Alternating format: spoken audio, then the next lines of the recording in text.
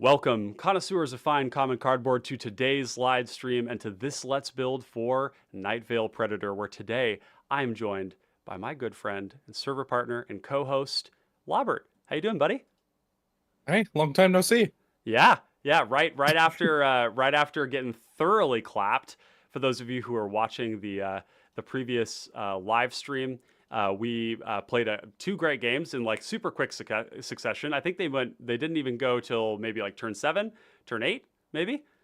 I think it was Yeah, turn 6 the first game, and then like turn 7 the second game. impressive. And that last one in particular was awesome. You were playing a Sphinx Summoner, which is a deck that I've repeatedly said is like wildly underplayed, and you did great with it. You won the game at precarious 6 life. Did the Ashnod's Altar, Mirror Retriever, Workshop Assistant loop, and did the thing. Yeah. If you look me up, you can see I've written a small primer on it. If anyone's interested in looking at that deck, I actually like floated that as like, do you want to do this deck as the deck we look at? Yeah, I yeah. think I have it pretty much done though. I Yeah, you know exactly. Like, is there any useful, like, what are we adding to the discussion, right? And yeah. yeah, and you know, the other thing is, there's other people that have been working on Sphinx Summoner for a long time, and I do believe it was Quartz, correct? Is if I were I to go think back so. and search on here, I want to make sure I'm attributing correctly here. So if I go into Discord and I search Quartz, uh, and I search Sphinx. No, he's got the number one Okay. on Okay. Moxfield. Good. Yeah. Just wanted to be clear on that. So Quartz has been like one of the longest running players. Like, he's been playing that deck and building around it for like 2.5 years. Like, ever since I met him in the home base. So we're all kind of building off the shoulders of giants here with this stuff. And Sphinx Summoner is so cool because it's like you have a cranial plating plan with a flying commander that when they kill it, you just get more combo pieces, and it's just like feels really bad to interact with. So you had both of those things going on, and it was awesome. But let's not get distracted. We've got another Dimir commander to work on.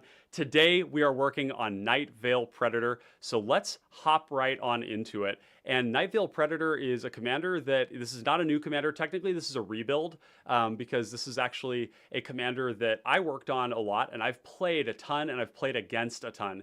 This has been in my battle box for 2 years. It's a 4 mana for a 3/3 flying Death Touch Hexproof. Very simple. It's just a bunch of keyword soup on a Dimir flying commander that plays really, really well with Pestilence. And so this is not an unknown entity, but it's also one that has gotten a lot of new tools. We've gotten a lot of new good artifacts. Recently, I would say we've had a lot of great ETB artifacts, a lot of good enabling artifacts, a lot of good card draw equipment. And Nightveil Predator is a commander that really does like equipment because all of that stuff, it offers a lot of repeat triggers. It all feeds into a cranial plating. So eventually, Nightveil Predator, you do get the cranial plating and you kill somebody in one shot. Like, you're gonna smear them across the smear across the road, and all while holding up things like pestilence, crypt rats, counter spells, kill spells, things like that. So the revisiting of this was your idea, Lobert, which is great. And what was it that had you wanting to revisit this particular commander? I have a tiny bit of experience with the commander. I've never played it, but there was somebody in my play group that was, like the deck just like wins off of having hexproof. Like evasion, hexproof, and death touch all on a commander. You don't have to do much. Like we ended up like kind of pseudo banning it from our Oh, casual pod jeez. because it was just like it's not fun to play against. Yeah. Like either everyone just like turns at you and is just like, okay, well then you die in casual. Yep. If you don't do that, then Or they get a it can't help but longbow, win. Yeah, like a longbow and a Cathar's shield. They like killing somebody with cranial plating while like pinging down your commander every turn. This commander, when it does its thing as a control deck, can be quite oppressive, as any good control yeah. deck would be. So I totally get that. For casual, it just doesn't seem like it makes a whole lot of sense. Like, even Helm of the Ghast Lord is like a really heinous card in this deck. Um, it's like you've got your like Ophidian Eye, um, paired with like discarding cards. So yeah, yeah, there's some pretty like That's dark pretty dark good. shit you can do to people where you like Helm of the Gas Lord, give it vigilance, you know, with like a pinger on it, like a hermetic study, and you can hit somebody, draw a card, make them discard a card, and then ping them to make them discard again. So you like unnerve them, you like him to Turok, like, uh, Yeah, that's really good. or External That's so Thirst. much advantage. Yeah, That was another reason I wanted to do the deck was I think that's a space that I like to live in is yeah, like I don't want to be Voltron. I yeah. don't want to go all No, in, but this is like the cool parts of yeah, Voltron where it it's like is. I'm gaining advantage, I'm doing something else, but that's my base. That's Yeah. where everything's coming from. Yeah, yeah. And the other thing is that like while this is a Voltron deck and you do win through Voltron, it's actually still primarily at its heart a control deck. It's much like Crackling Drake, where if you looked at it and say, "Oh, that's a Voltron commander," it's like, yeah, well, yeah, like you do win that way, but it's like you're a control deck, and control decks win in all sorts of ways, right? Like they, you know, they can burn everybody out, they can make the game unplayable, they can run through the initiative a whole bunch of times, they can burn, you know, drain you with something like Thrall Parasite or Extort, or just kill you with Pestilence, right? But like ultimately, that's not how you define the deck. Really, we define it as a control deck. It wants to ramp. It's got a slow game plan. Its commander is like hard to interact with. You know, in some ways, that's comparable to Thrall Parasite, where it's like it's hard to interact with in the sense that like it's a 1/1 for 1 mana that nobody ever wants to allocate removal towards. Like it just feels super card disadvantaged to like point a Victim of Night at a Thrall Parasite. It usually dies in its own sweepers, right?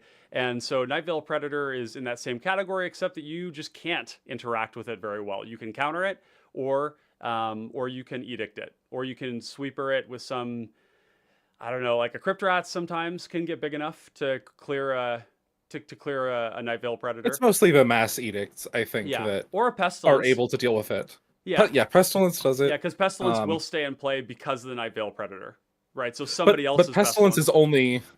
Pestilence is only dealing with it on turn like 7 Yeah, plus if you because of the survive amount the of mana. following turn.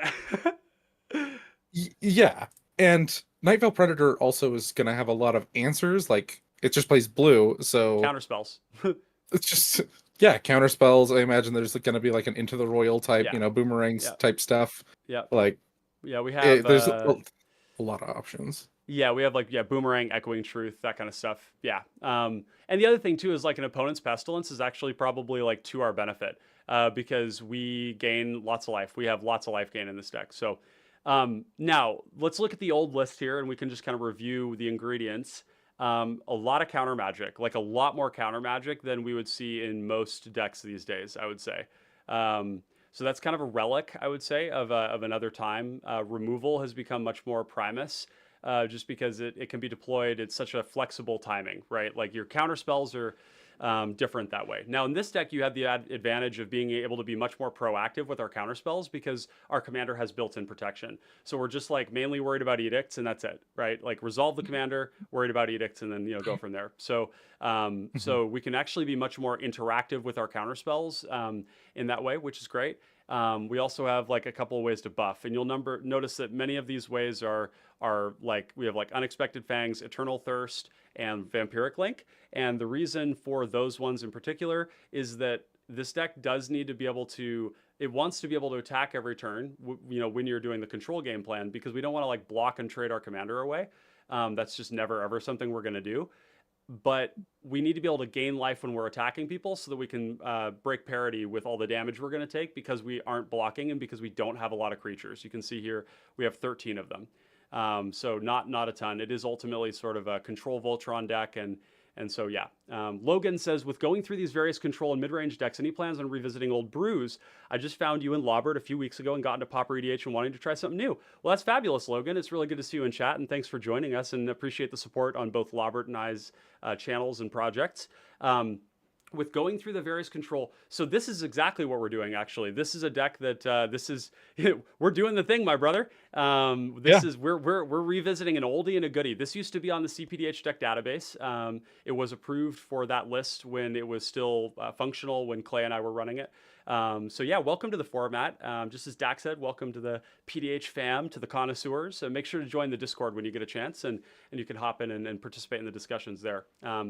But yeah, lifelink is a big part of this here. We also have like a quarter shield, Cathar shield, which look probably kind of weird because like, why would you play these cards? They're like 0 mana artifacts Love that them. usually go in some other context, but they give vigilance and they also give a ton of toughness. So these cards alone put us out of range of like a pestilence or a crypt rats. But it's really the vigilance, wouldn't you say?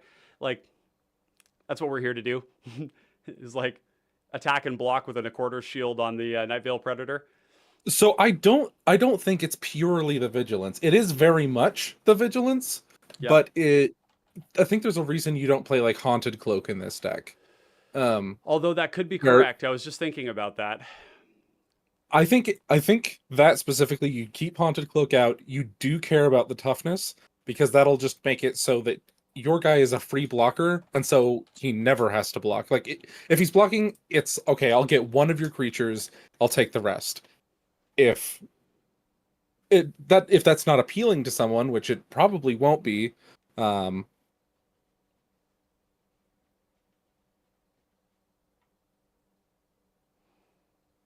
if that's not appealing to someone, your opponent's gonna go for someone else. Right. And so that's like free damage for us. Yeah. Like that's what I love about vigilance. So here would be the question then: I think it's both. is there like, because we have True Faith Sensor and Haunted Cloak, which have both been considered before. Both of these, the one thing about the Haunted Cloak is that really what you're getting is trample. And so against a deck that was able to produce a lot of flying blockers, it might actually be kind of hard to close the game on them. So against like a player that has like a Murmuring Mystic in play, or because that is like part of a lot of combo decks now, is that you have like a Murmuring Mystic that you can tutor up and it just helps you defensively like stay in the game.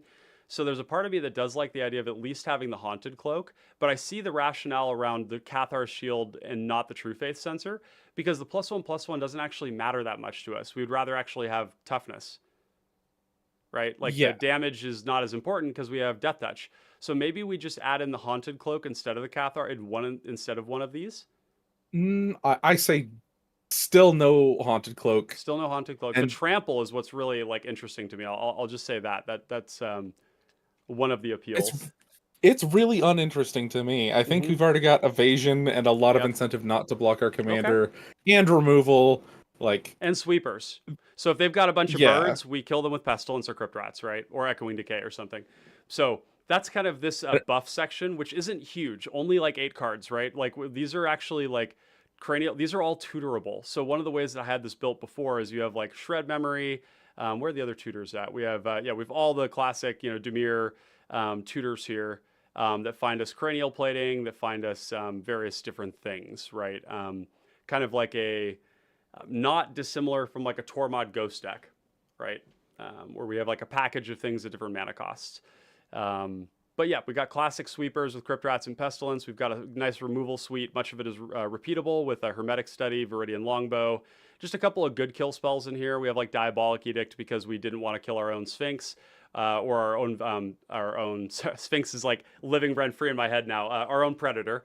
But actually, this one's going to get replaced for the new sorcery speed, but artifact one that makes everyone sack a artifact. The tithing blade, tilling. What's it called? I know what you're talking about. Each sacrifice. It's tithing blade. Yeah, tithing blade. Yep. Each player sacks a creature, and then you can exile another creature, which isn't not likely to have, but and then flip it into drain every upkeep. It's a very, very good card. Same mana, just sorcery speed. Makes everybody lose 1. So yeah. So that's that. So basically, this is just like updating and tuning it so that it does a new thing. Labert, what are your thoughts around this? Because going into this, I mentioned to you like there's a whole bunch of new stuff that's happened, right? A whole bunch of new sets. So what do we do? You have a bunch of stuff you want to put in, and I'm usually the cuts guy. Yeah, I think. Sure. Well, that's all my co-hosts. Okay, Papa. Like Ryan. Yeah. I know you like this, but let's we got to get this to 100. This one's at least starting at 100. Yeah. It's on 101 right now. 101. Yeah. I'll forgive you. Yeah. So Shrine Steward is so expensive. I've seen that in a lot of older decks, that are really trying to like force a combo, or it's just so expensive. Yeah. And it's like you go get, and I've also been like looking at like what you go and with it, Yep. look up So with we it. can It's look just an at it aura, here. so it's not pestilence. It's And lifelink. Well, so it tutors up Hermetic Study as well as Ophidian Eye and Helm of the Gas Lord.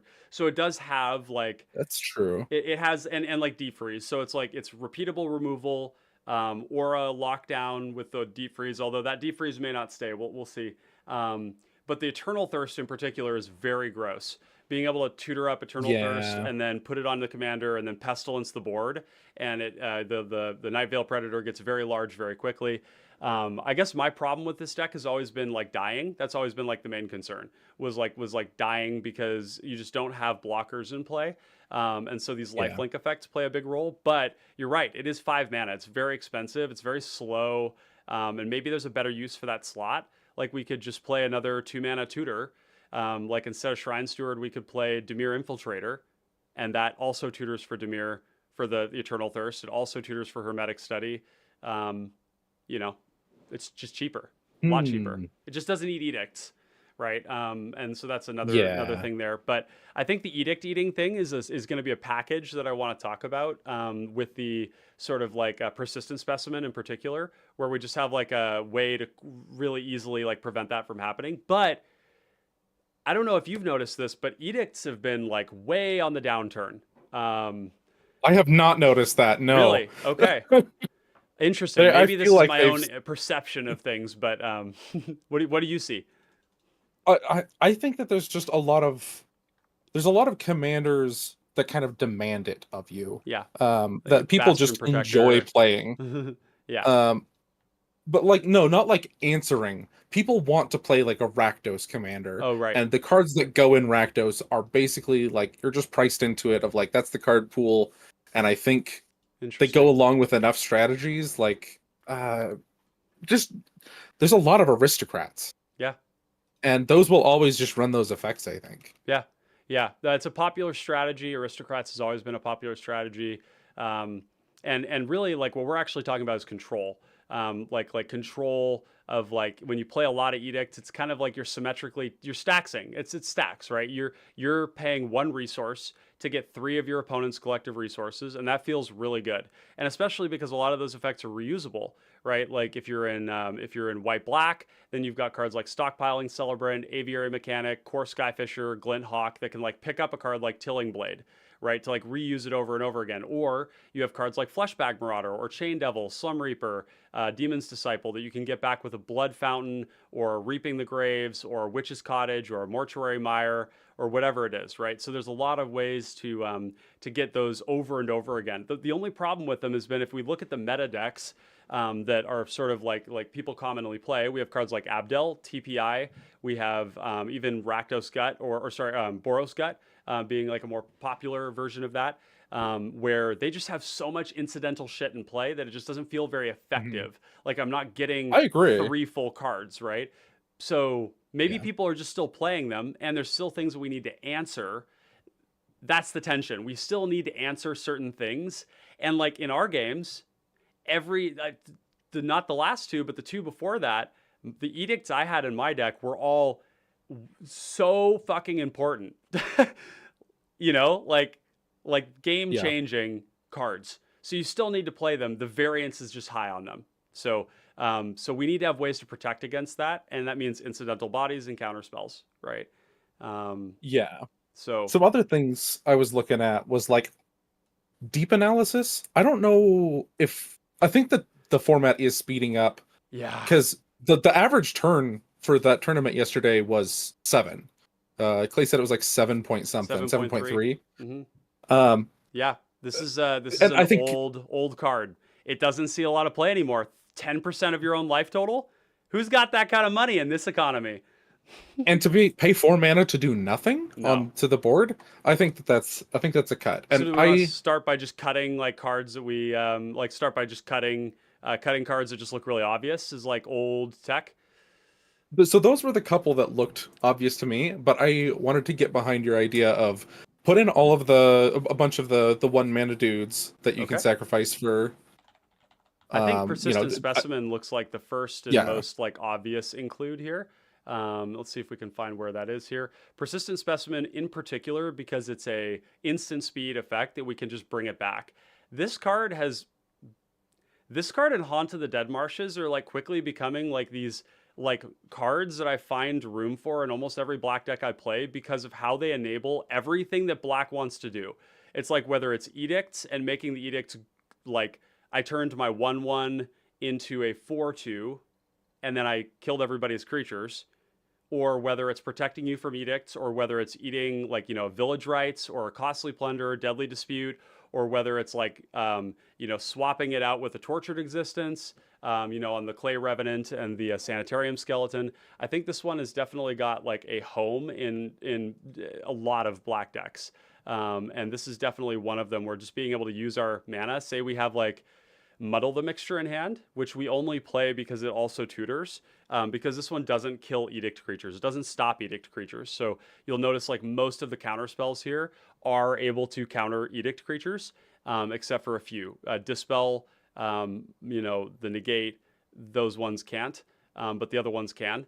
And so this creature will just be like, okay, well, instead I'll just pay 3 and bring this back and sack that instead. So that seems good. What do you think about the other ones though too?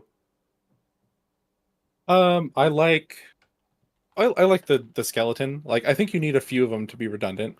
Yeah. Do we want to go The to Tortured alternative Existence? Because that's when tortured we want to play all of existence. them. That's like that's the pivot, right? Like if you want to play Tortured Existence for other things, then we want to have all of them. But Tortex really wants to have a lot of creatures, and I think Yeah, we would be lucky to have 20 creatures in this deck. I agree. Okay, so we're looking at So I'm off maybe of that. Sanitarium. So I wonder if there's just other draw creatures that we could play. So like Philology Archaeologist kind of looks like a good one. Um, Philology Archaeologist is a 2 mana. It's like Augur of Bolus, but it can get a non-creature, Oh, non-land card. And so it's basically 2 mana, dig 3, draw a card um, on a body. Um, so I think this seems like a great card for this. It's hitting our ramp, it's hitting our counter spells, it hits our removal. It doesn't hit creatures, and we're fine with that, right? okay. Is it just non-creature? Yeah, non-creature, non-land. Okay. Yeah, that can hit our enchantments and artifacts. That's good. Yeah, that's why this one sees play and Augur of Bolus does not. Um, Yeah. good. Okay, so there's that. Any other obvious things that we want to cut? Looking here at Diabolic Edict, let's cut that one. That one's just not good enough. Yeah. Deep Freeze. Um, Deep Freeze is pretty good in this deck because we were flying, right? And it doesn't. The creature won't likely actually die to Pestilence. But the funny thing about Deep Freeze is that it's largely been outclassed by the Impetus cards. And like in the game we just played, those Impetus cards were the whole game, right? Like they played massive roles. Yeah. We Well, could I have to admit do they did. I mean, they're really Yes. good. Like, I think there's an argument that even the black one is close to being better than Oubliette. Like, Oubliette does a different thing. It's kind of like Oubliette can take care of, they're different jobs. The Impetus cards, the only problem with them is that they do not kill creatures outright, and they don't turn off activated abilities. So for combo creatures, they don't work. So you always have to be careful that you don't Yeah. play that you don't go in like, especially in white, because you get Spectral Grasp and you get Martial Impetus, and then if you have a second color, you get a third. You better well bet that the other ones kill anything, right? Because that's really important. The things I care about are is it commanders right now. Is Yeah, just Malcolm Red Thing is what do you call it? Is it Guild Mage, yep, TPI, and I want their abilities off. yeah. So I So mean, Deep Freeze could be the consideration there. We could also just go but up on removal. yeah, Boomerang is not necessary. We don't need Boomerang. Right? Like Boomerang is like yeah, we just kill things instead.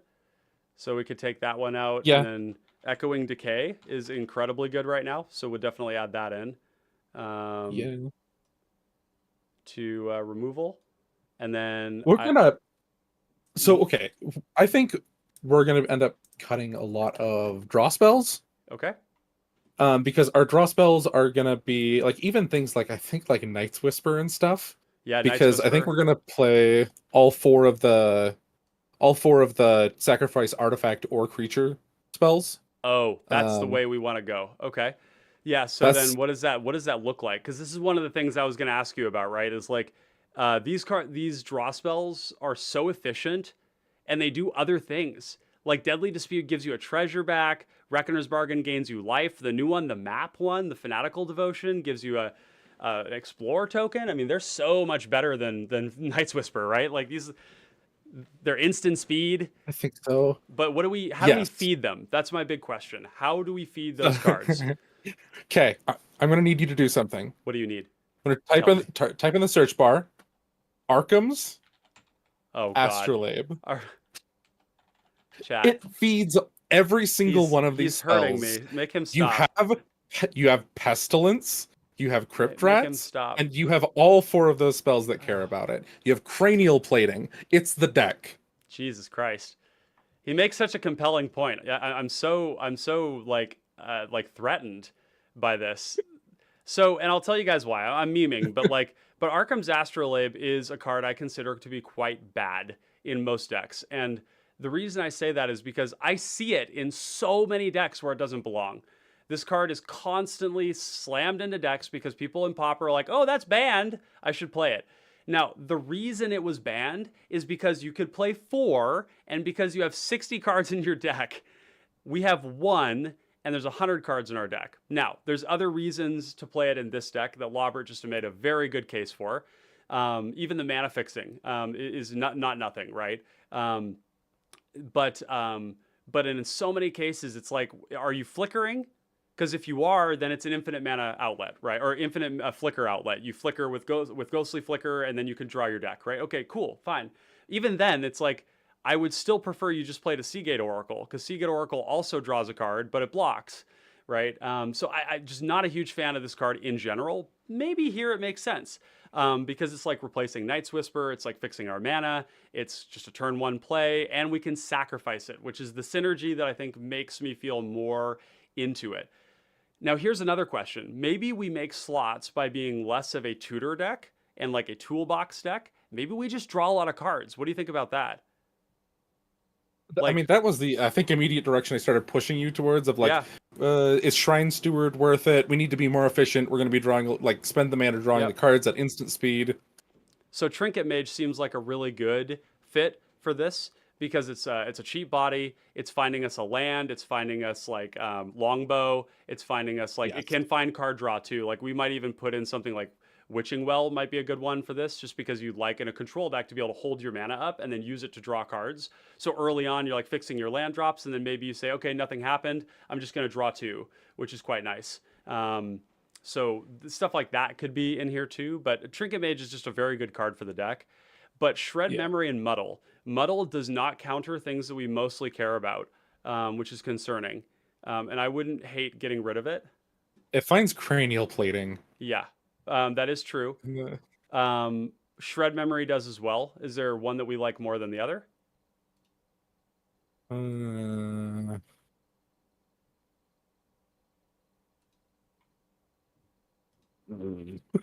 that's hard.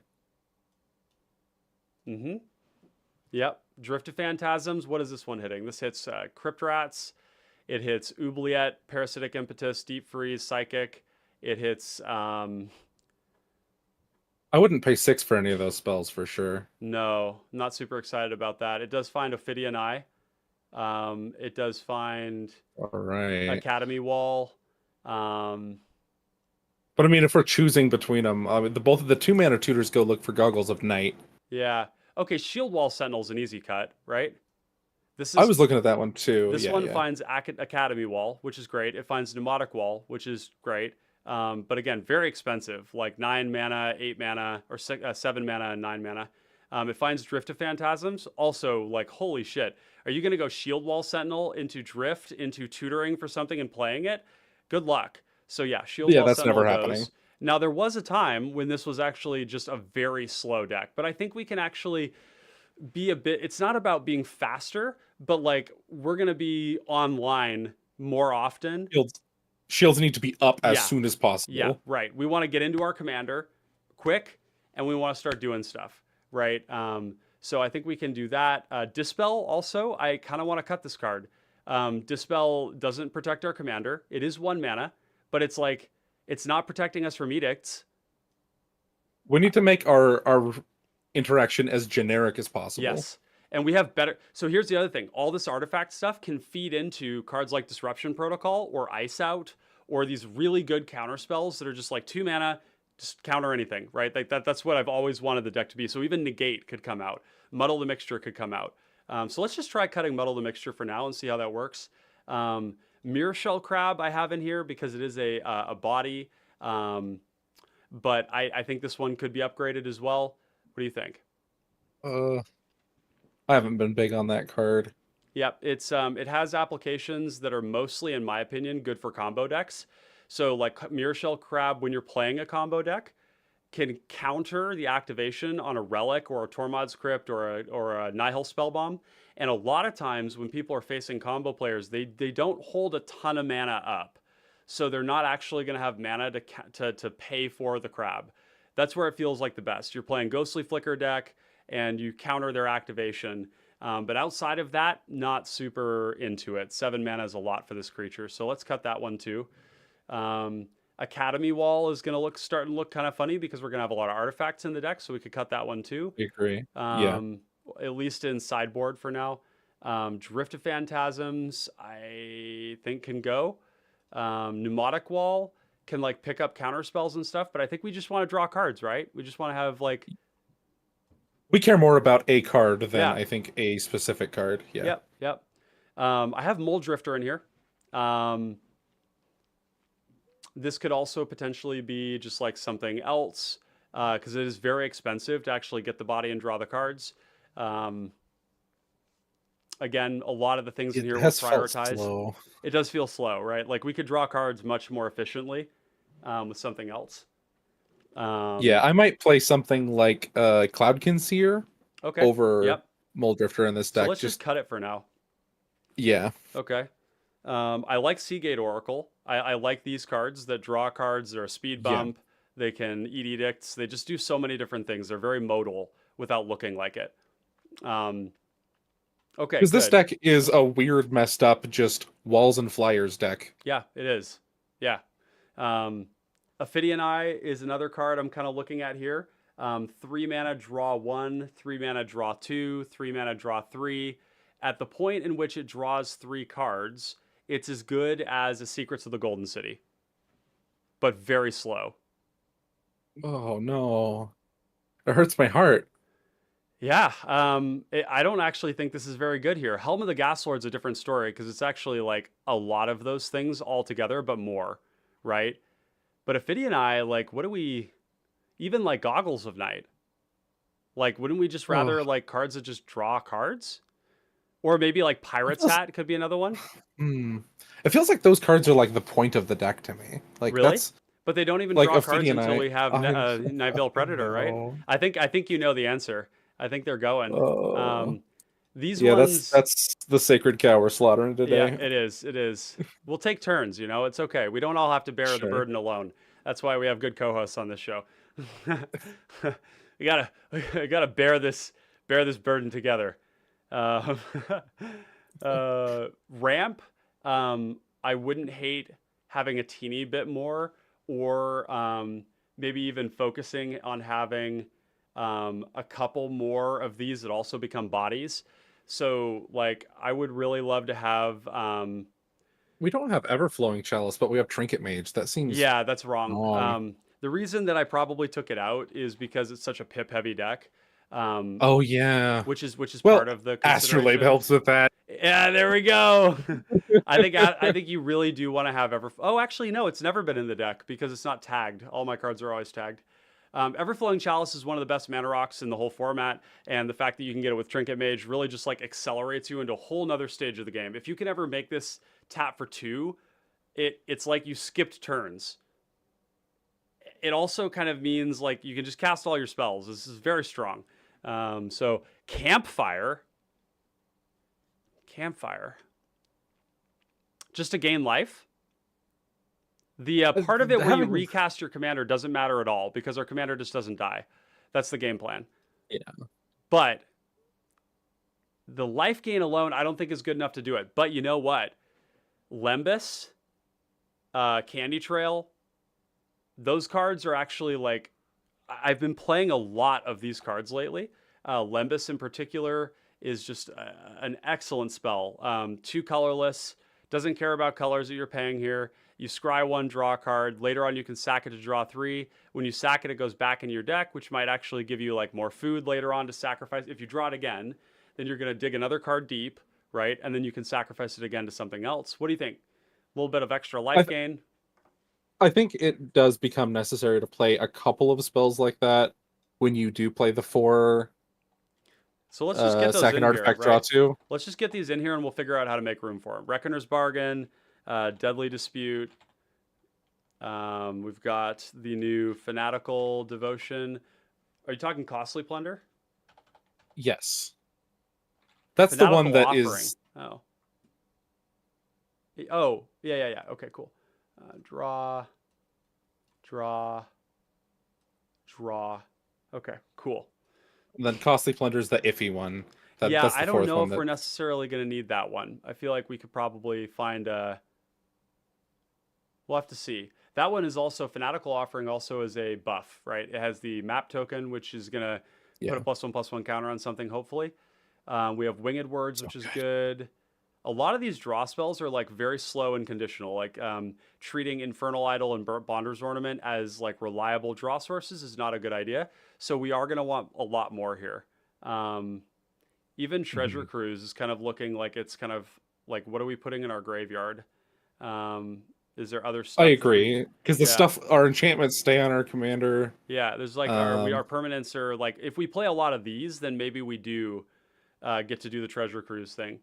What are we sacking artifacts to? Yeah, so which artifacts are we sacking is going to be a big question. So let's do is permanent. O enter, O draw. Yeah, let's just see what we have for, and let's do artifact first because that's kind of the first thing. I'm starting to see the Arkham's Astrolabe being like important here. Oh yeah, there's a whole bunch of them. We get the Ichor Wellspring becomes good because we can draw 2 off of it. We actually get the Mephitic Draught as well. Mephitic Draught is the same thing as Wellspring, but it loses you life. Has a black pip. We could even Puzzle Knot is Puzzle Knot iffy.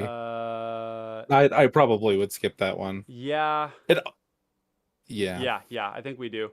The new Draught. Yep, exactly. Slats. We're on it. Even something like Sky Scanner. I don't hate. Because it is a body, it draws a card. It's basically this. This is like a flying Seagate Oracle, right? It's one way to look at it. Kind of like the Cloudkin Seer would be a better version of this, right? Witching Well. And I'm sorry that I'm going to end up turning this into Sphinx Summoner. Well, I don't think that's wrong. This is like, yeah, because I'm like okay, well, like you're going through all these cards and they're like pretty Black similar to what I stuff. Yeah, like Filigree Attendant. Yeah, why not, right? Good plan B. Everything we're looking for, really. Yeah. There's even this one here, the inverted iceberg. This one here is actually this one's actually a ghost card. This is a Ghost of Ramirez card. Where you mill the card, you attack, you draw that card, and it's like 2 mana draw 2 kind of, and then it has like the ability to turn into a creature. But here's something. Uh-huh. Something that I've noticed with a lot of these competitive, like really refined decks that like I thought would be running more of the like Lembas type effects, just play creatures. Yep. Yeah. That kind of do that same thing. Or creatures exactly. Yeah, so we're looking for a creature that blocks, or just a creature that gives us something on ETB, right? Oh, yeah, Wedding Invitation. It's a vampire. Oh, it is a vampire. Oh, wow. That's great. The unblockable is a little weird because we like don't really We have flying. Oh, it's just gravy. Yeah, But just it's like, gravy. this is so good. If you right, so what if we read this card without it being an artifact? Like, take away all the weird things and just say it's a 2 mana card that draws you a card, gives a creature a lifelink, and makes it unblockable. You'd be like, what is that card called? Wait, Yeah, dunk. yeah, dunk, right? Like, and the great thing is this just sits in play, right? This is just here. It just sits in play. If we don't need it, we can sack it. I really like going deep into the artifacts here. This feels like the right thing to do. And you know what that means? Thoughtcast as well becomes an option. So like So we're already at 26 here's the artifacts. iffy one. Here's the iffy one I was gonna bring up. Malcator's Watcher. Oh yeah. So I know what you're going for on this. So these are the flying 1/2s and 1/1s that die and draw a card, and it's an artifact. This one's also And it has really vigilance. You can put a cranial plating on this. I don't know why you Yeah. would. You would just put it on the predator. But what that means is you could attack with 2 creatures. If they have 1 flying creature, then you could do it that way.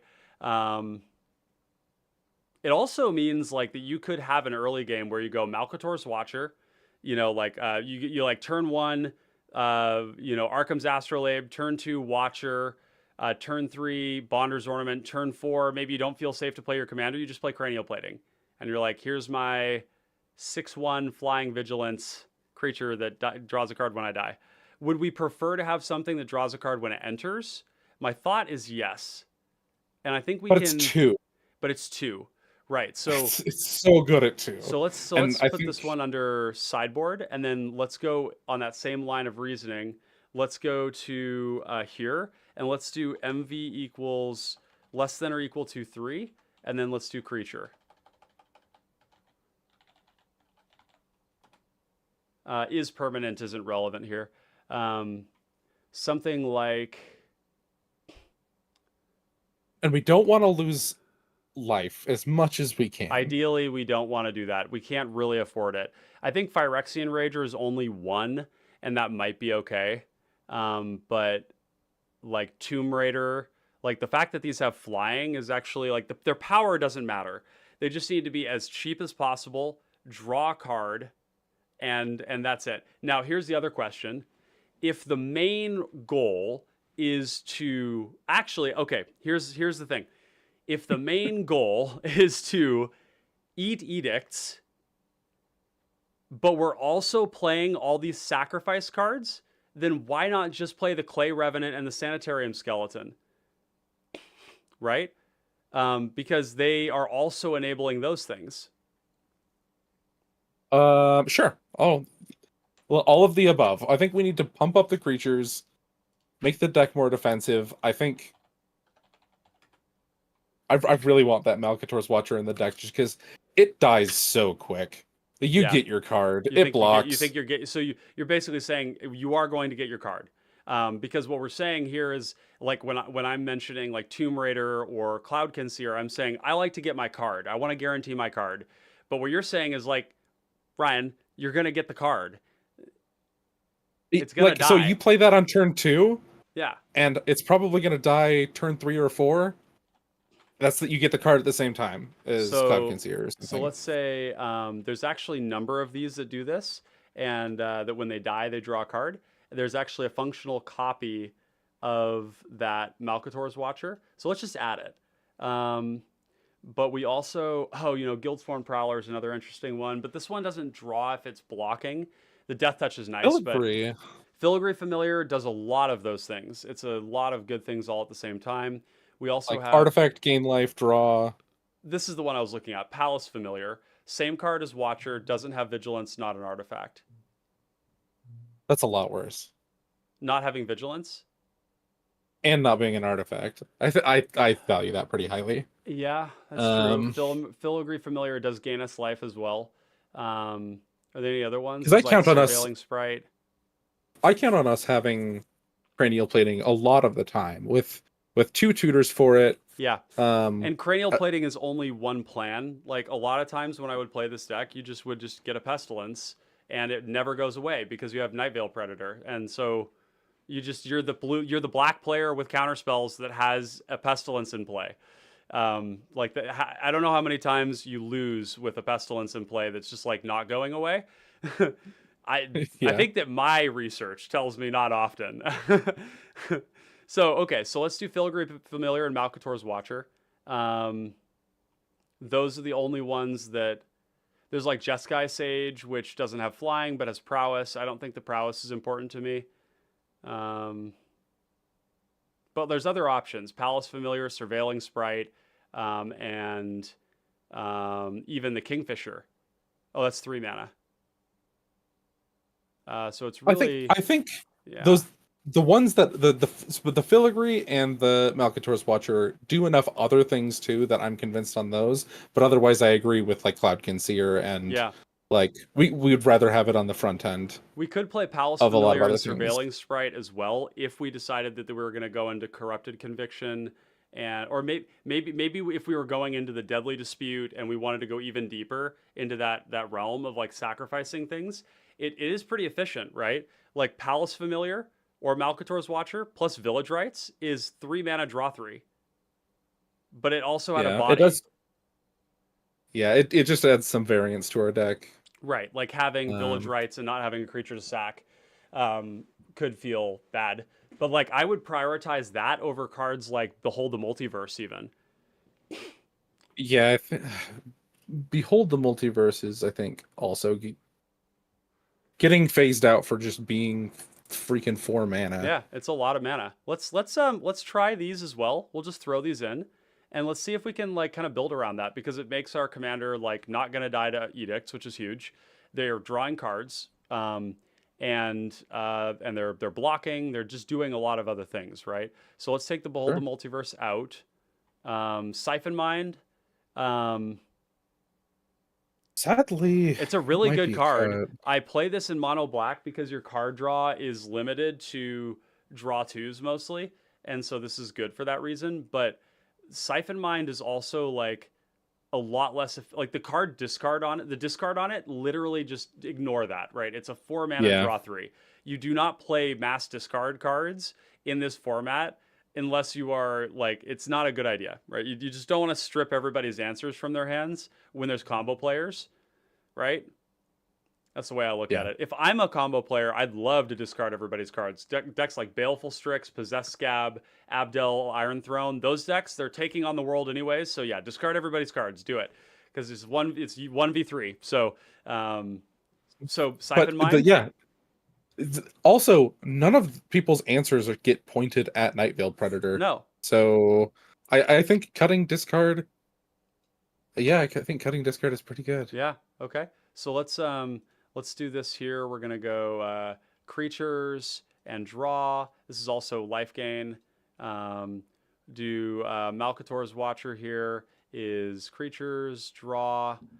We've got the Palace Familiar, and the funny thing is, even if they don't have life gain on them, they actually do because they block, and that's Yeah. like basically like life gain. So that's great. Sanitarium Skeleton.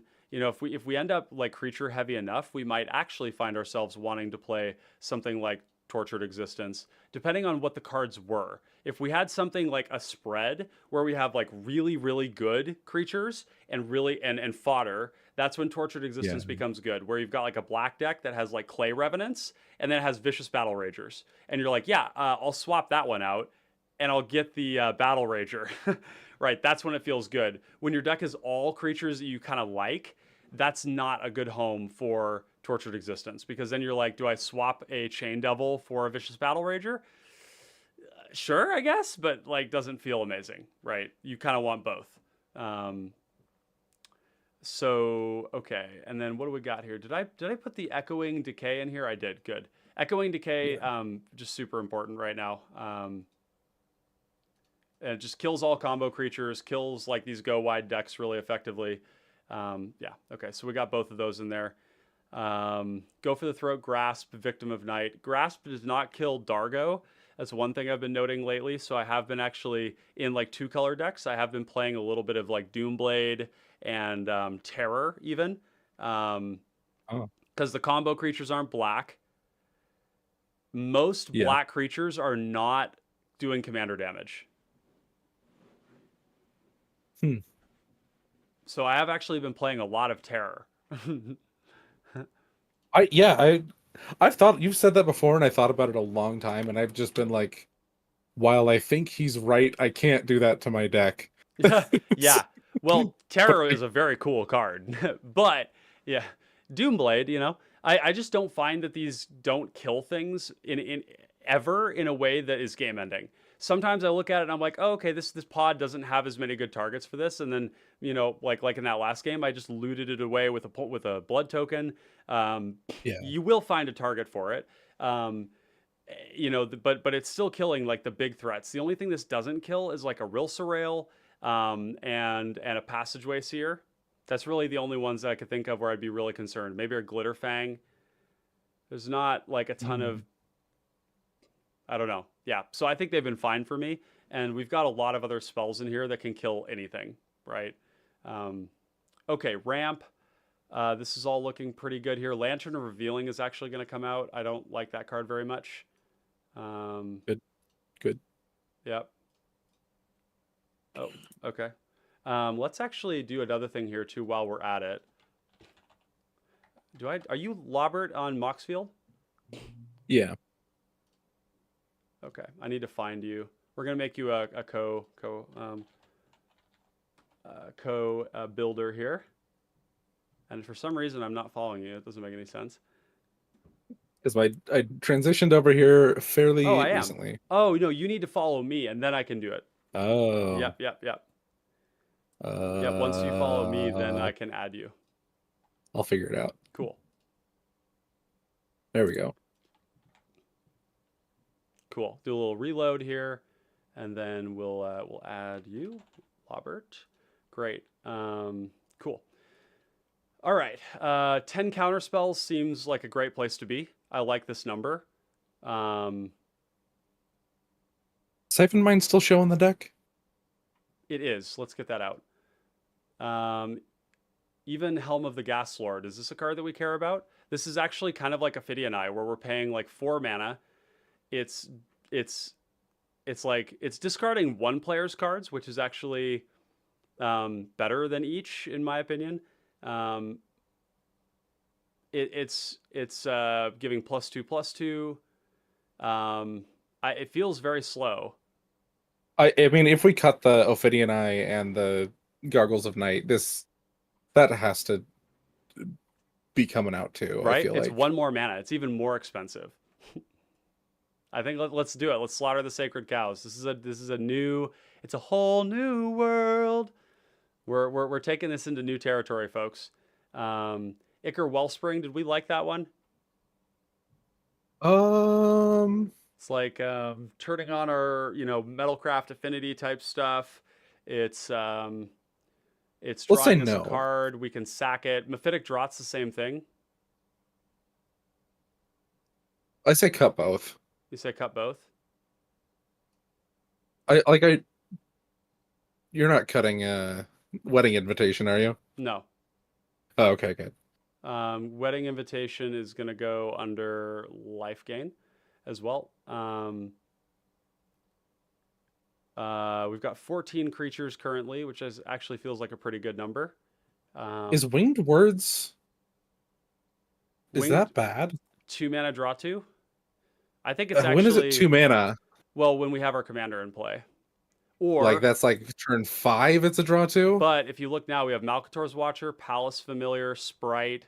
We have, I guess we're getting there. we have, yes, we have like a couple more. We have the Basilica Screecher, but we just also have our commander, right? So I have like Lofty Denial is another card we have in here. So like, if flying, like I'm not sure if there's any other like other cards that reference flying. Oh God, that's not the search we wanted. Um, if you have a creature with flying, creature, with, yeah, let's do that. Let's just see if there's any others that look for that because I found that these are pretty consistent. Um, at least those spells have been pretty consistent. Like Gust of Wind here, 2 less to cast if you control a creature with flying, bounce a non-land permanent, draw a card for 2. That's fine, but it's like, whatever. Kenku Yeah, I think we've got Artificer, Raven Form. There's really nothing No. else. No. We do Yeah. have cards like Flood.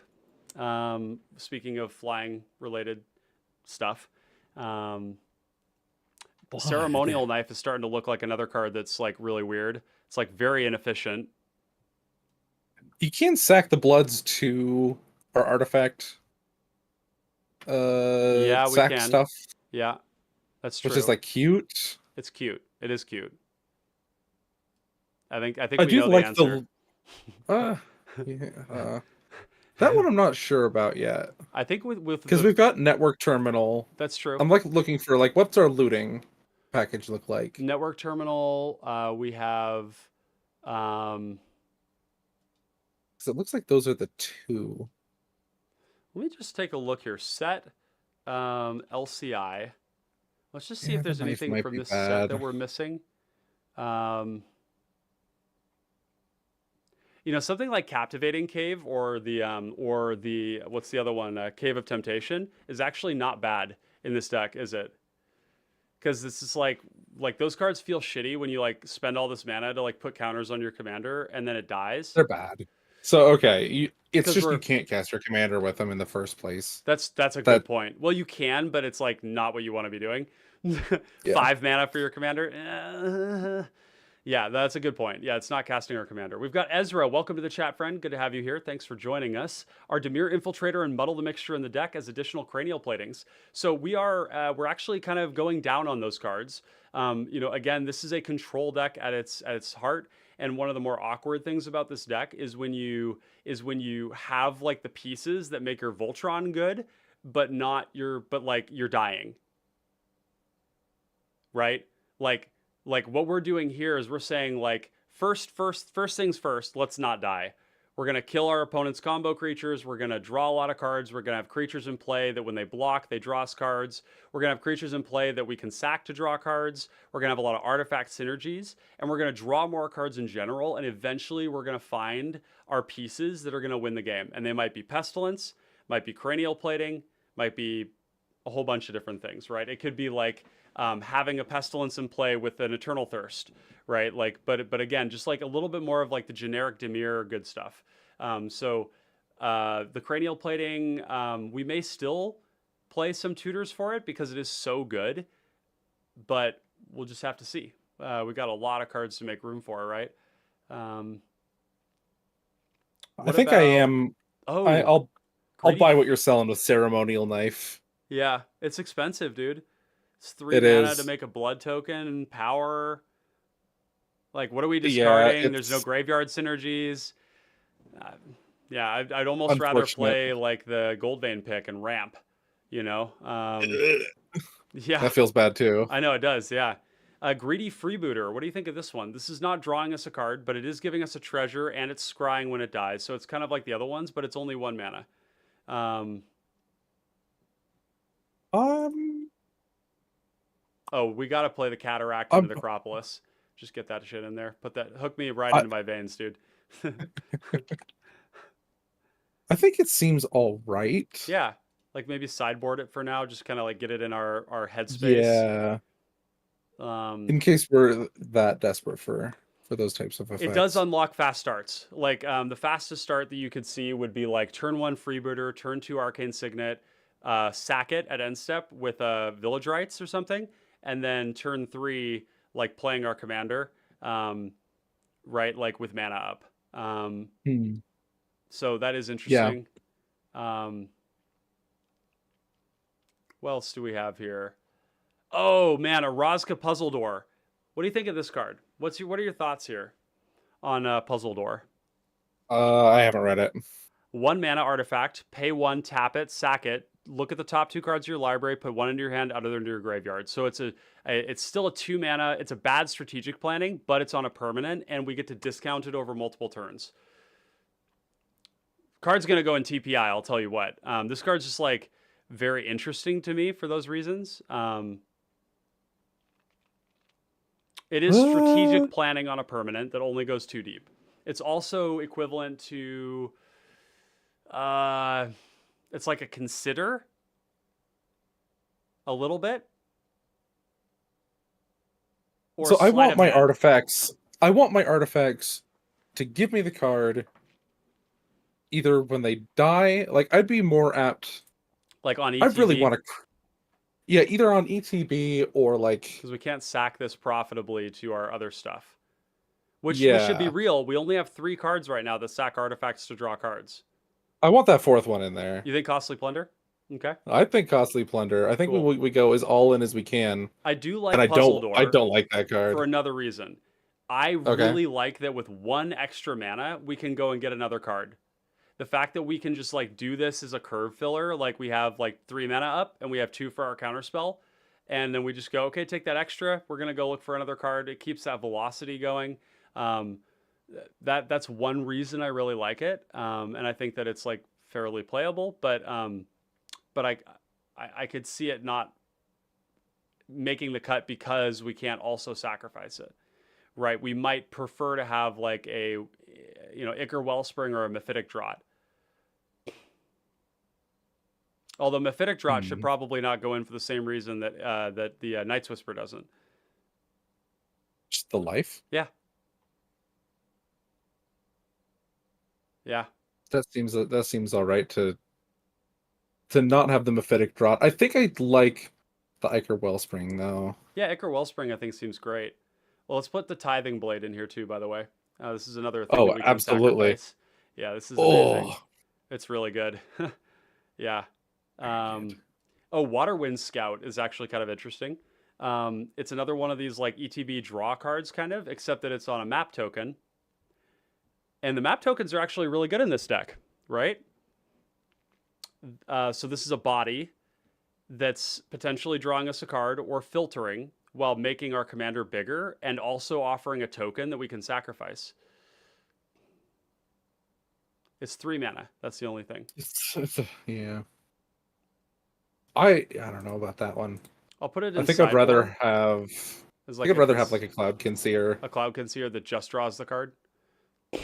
Yeah. Okay. Like I don't have to put in the extra 1 mana to Yeah. the map token, and if you sack the map token to, something, Okay. Good. that feels bad.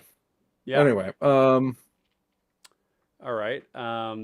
So, okay, now we have a bunch of graveyard hate. I do like Honored Heirloom in this deck. I think that Rotten Reunion is also another interesting card that, like actually, Honored Heirloom might be the card that comes out because Rotten Reunion is both graveyard hate and Edict Fodder, right? Instant speed, 2 pieces of Edict Fodder, right? We make I a think that's 2/2 Decayed token and we exile a card. Traditionally this hmm, card is pretty oppressive to, or like this one and then the other one is called Coffin Purge, are both like pretty oppressive to flicker decks because it's 2 sources of graveyard hate on 1 card, very cheaply. um, and Shred Memory is doing double duty. Rotten Reunion could come out if, because like I don't think we need this much graveyard hate. We have a lot of other ways to deal with the graveyard problem just by killing creatures. so the flicker decks. They also the generic answers also hit the flicker decks really easily. Yeah, When I'm kill talking spells. about like kill spells, counter spells, but the graveyard hate cards just Like Shred Memory also they're finds so Cranial, narrow. right? That's good. Rotten Yeah, I was like Reunion thinking is about like circling back to like, do we want Dimir Infiltrator? Like this deck is so built around cranial plating right maybe now we do. that we just want 4. Maybe the only thing we Um tutor for is that. pretty much. And There's Dimir like Infiltrator a is bunch also a of creature. Dimir Infiltrator also, when yeah. we don't have our commander in play, kind of becomes a second copy of our commander because we can put a cranial plating on it if we have both, and it's unblockable. Um, so maybe Rotten Reunion comes out here.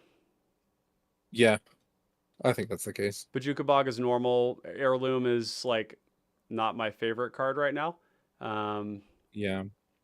But it makes colored mana. We're it looking for does. rocks. But like, could we play It's not another like offensive. MV equals to OTAG ramp or like rock? Let's say, or we'll do ramp.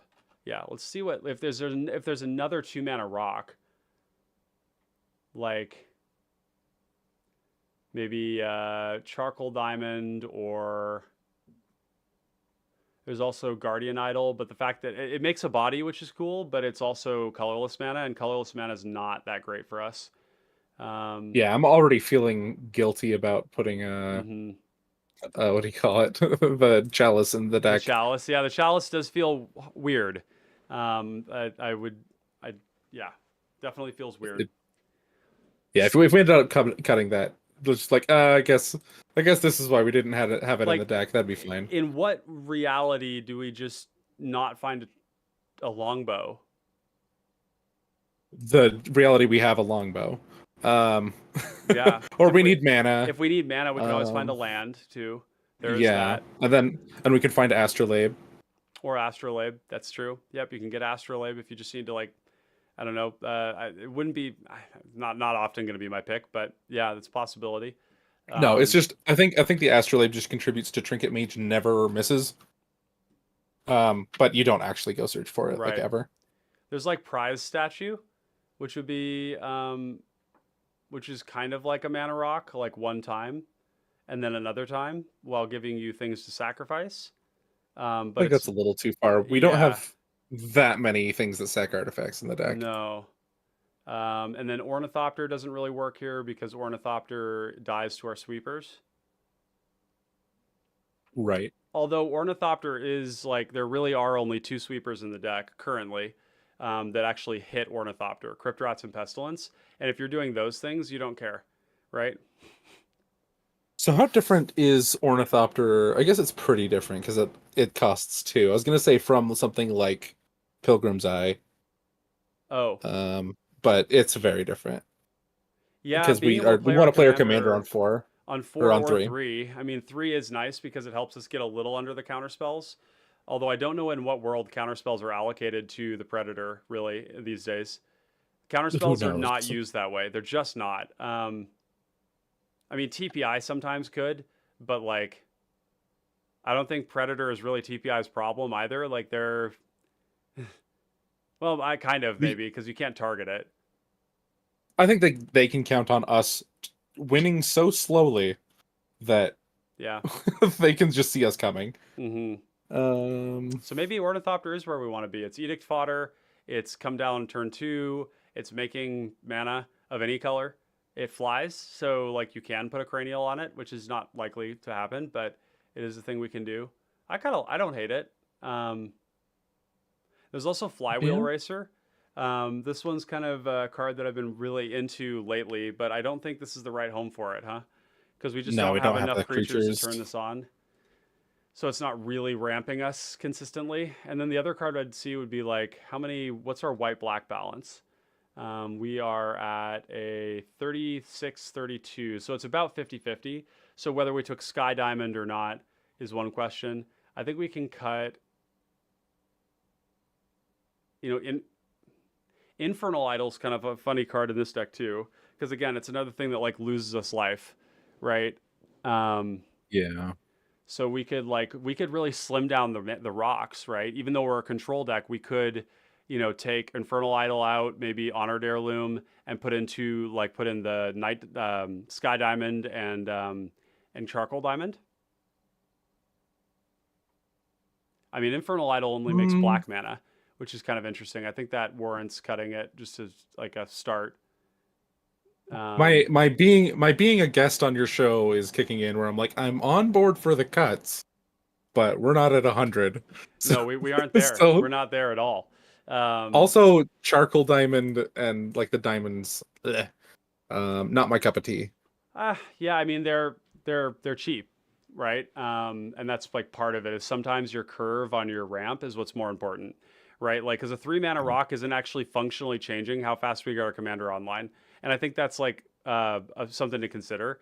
Is it like that actually is important? So I am actually gonna play Sky Diamond and Charcoal Diamond here, just to Yeah. see. Um, oh geez, can I not spell? Geez, Charcoal. They do seem better than a 3 mana rock in a lot of ways. I'll agree there. Yeah, yeah. Yeah. And that's going to get us to 10 rocks, which I think is a good number for this deck. Yeah. Um, Tithing Blade. Let's just put this under Edicts here.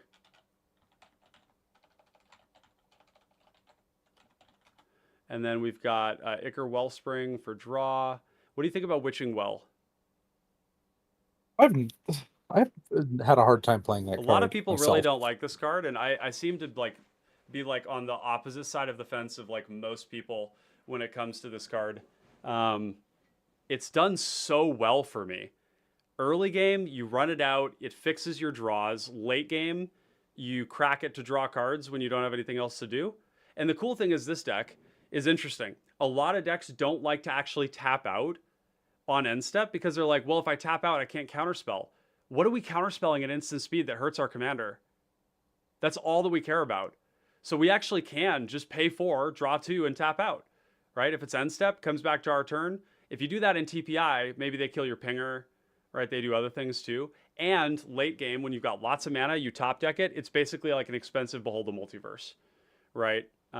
Yeah, it is respectable. Yeah, you don't want to sack it to other things. You can in a pinch. Um, I think that card is definitely one that I like. Mephitic Draught, I don't think is going to make the cut because it's losing us life. I think that's like something we really want to Agree. avoid. Life Agree. totals, I've been saying this a lot. I feel like the games are starting at 20 life right now.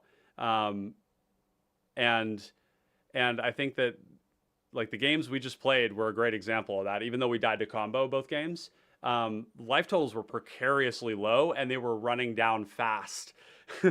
They were. Yeah, combo or not combo. Control decks, you can just play like I just want to be the last person standing, Yeah. Oh, I love and that. this deck will, yeah, this deck will It'll do take you that. there. Yeah, yeah, it's gonna do that for sure. And okay, so then we're at 104. We have Vampiric Link, Eternal Thirst, Unexpected Fangs. Is there any reason why we wouldn't play something like let's look up Life Link. Are there any other life gain things that we like that should be here that we're missing?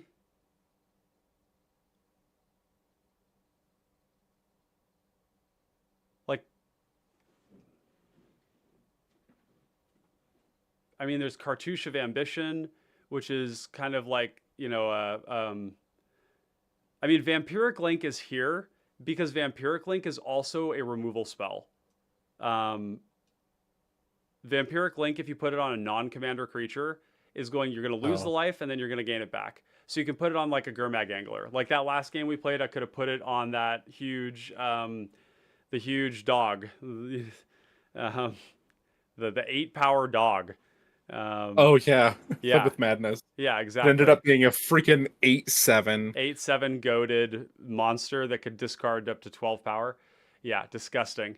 Oh, we need to cut some lands because I haven't done that yet. So we're actually at 102, and I'm probably gonna want to put us on 34 lands.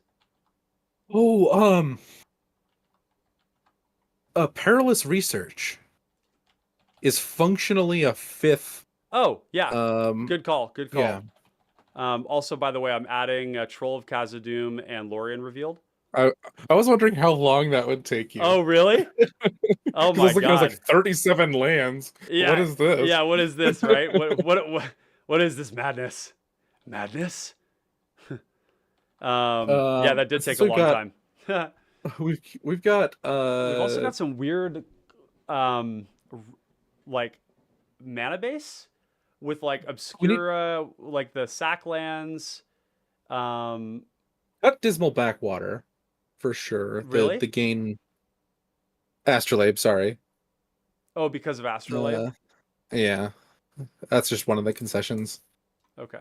You don't play that land, and then the rest of it, I don't know. The shuffle, like that stuff, there's other utility lands that have got to be better.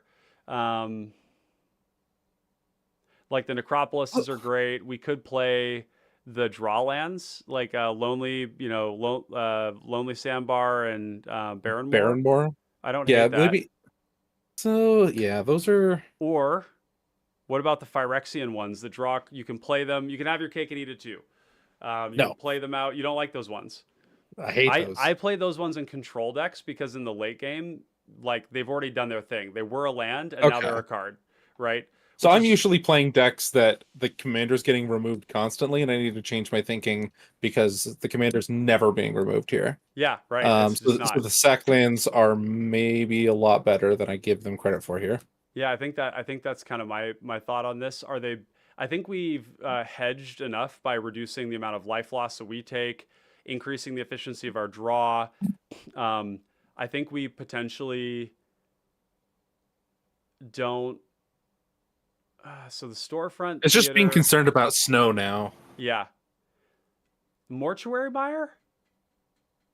I I hate don't that think card. that card goes in this deck. I love this card, but it doesn't go in this deck, does it? Like it's like Crypt Rats is like exciting, but I think that's Did you it. see Ezra in chat? I think that's like the third request we've got to add Dimir Infiltrator. Oh yeah, yeah, I saw that one earlier. Let's Yep, just yep, okay. yep. Have we added Dimir Infiltrator? So here's a question: do we like Dimir Infiltrator more than Muddle the Mixture? I like all of them. Just to have Eternal Thirst and Cranial Plating, and then just like random Yeah, Muddle other the like counter Mixture is the spells. most functional and the Yeah, least hard on our mana, I would say. Well, no, they're equally hard because we're 50-50 black and blue. So, yeah. um, so it's actually easier on our mana when it's Dimir. But Infiltrator is the one that does the least in this deck. Muddle the Mixture is still a counterspell. Um, I don't. I just want them all. you do. That's my firm. That's my firm stance. Is Okay. I want everything that tutors for a 2 mana thing I in mean, this deck yeah, because that's our plan. yeah. Shred Memory, Muddle, Infiltrator, and that's it. Okay. That seems fine. Yeah. We did cut a lot of other tutors, and they do hit Hmm. a lot of other things. That's the other thing we need to keep in mind. These do other roles.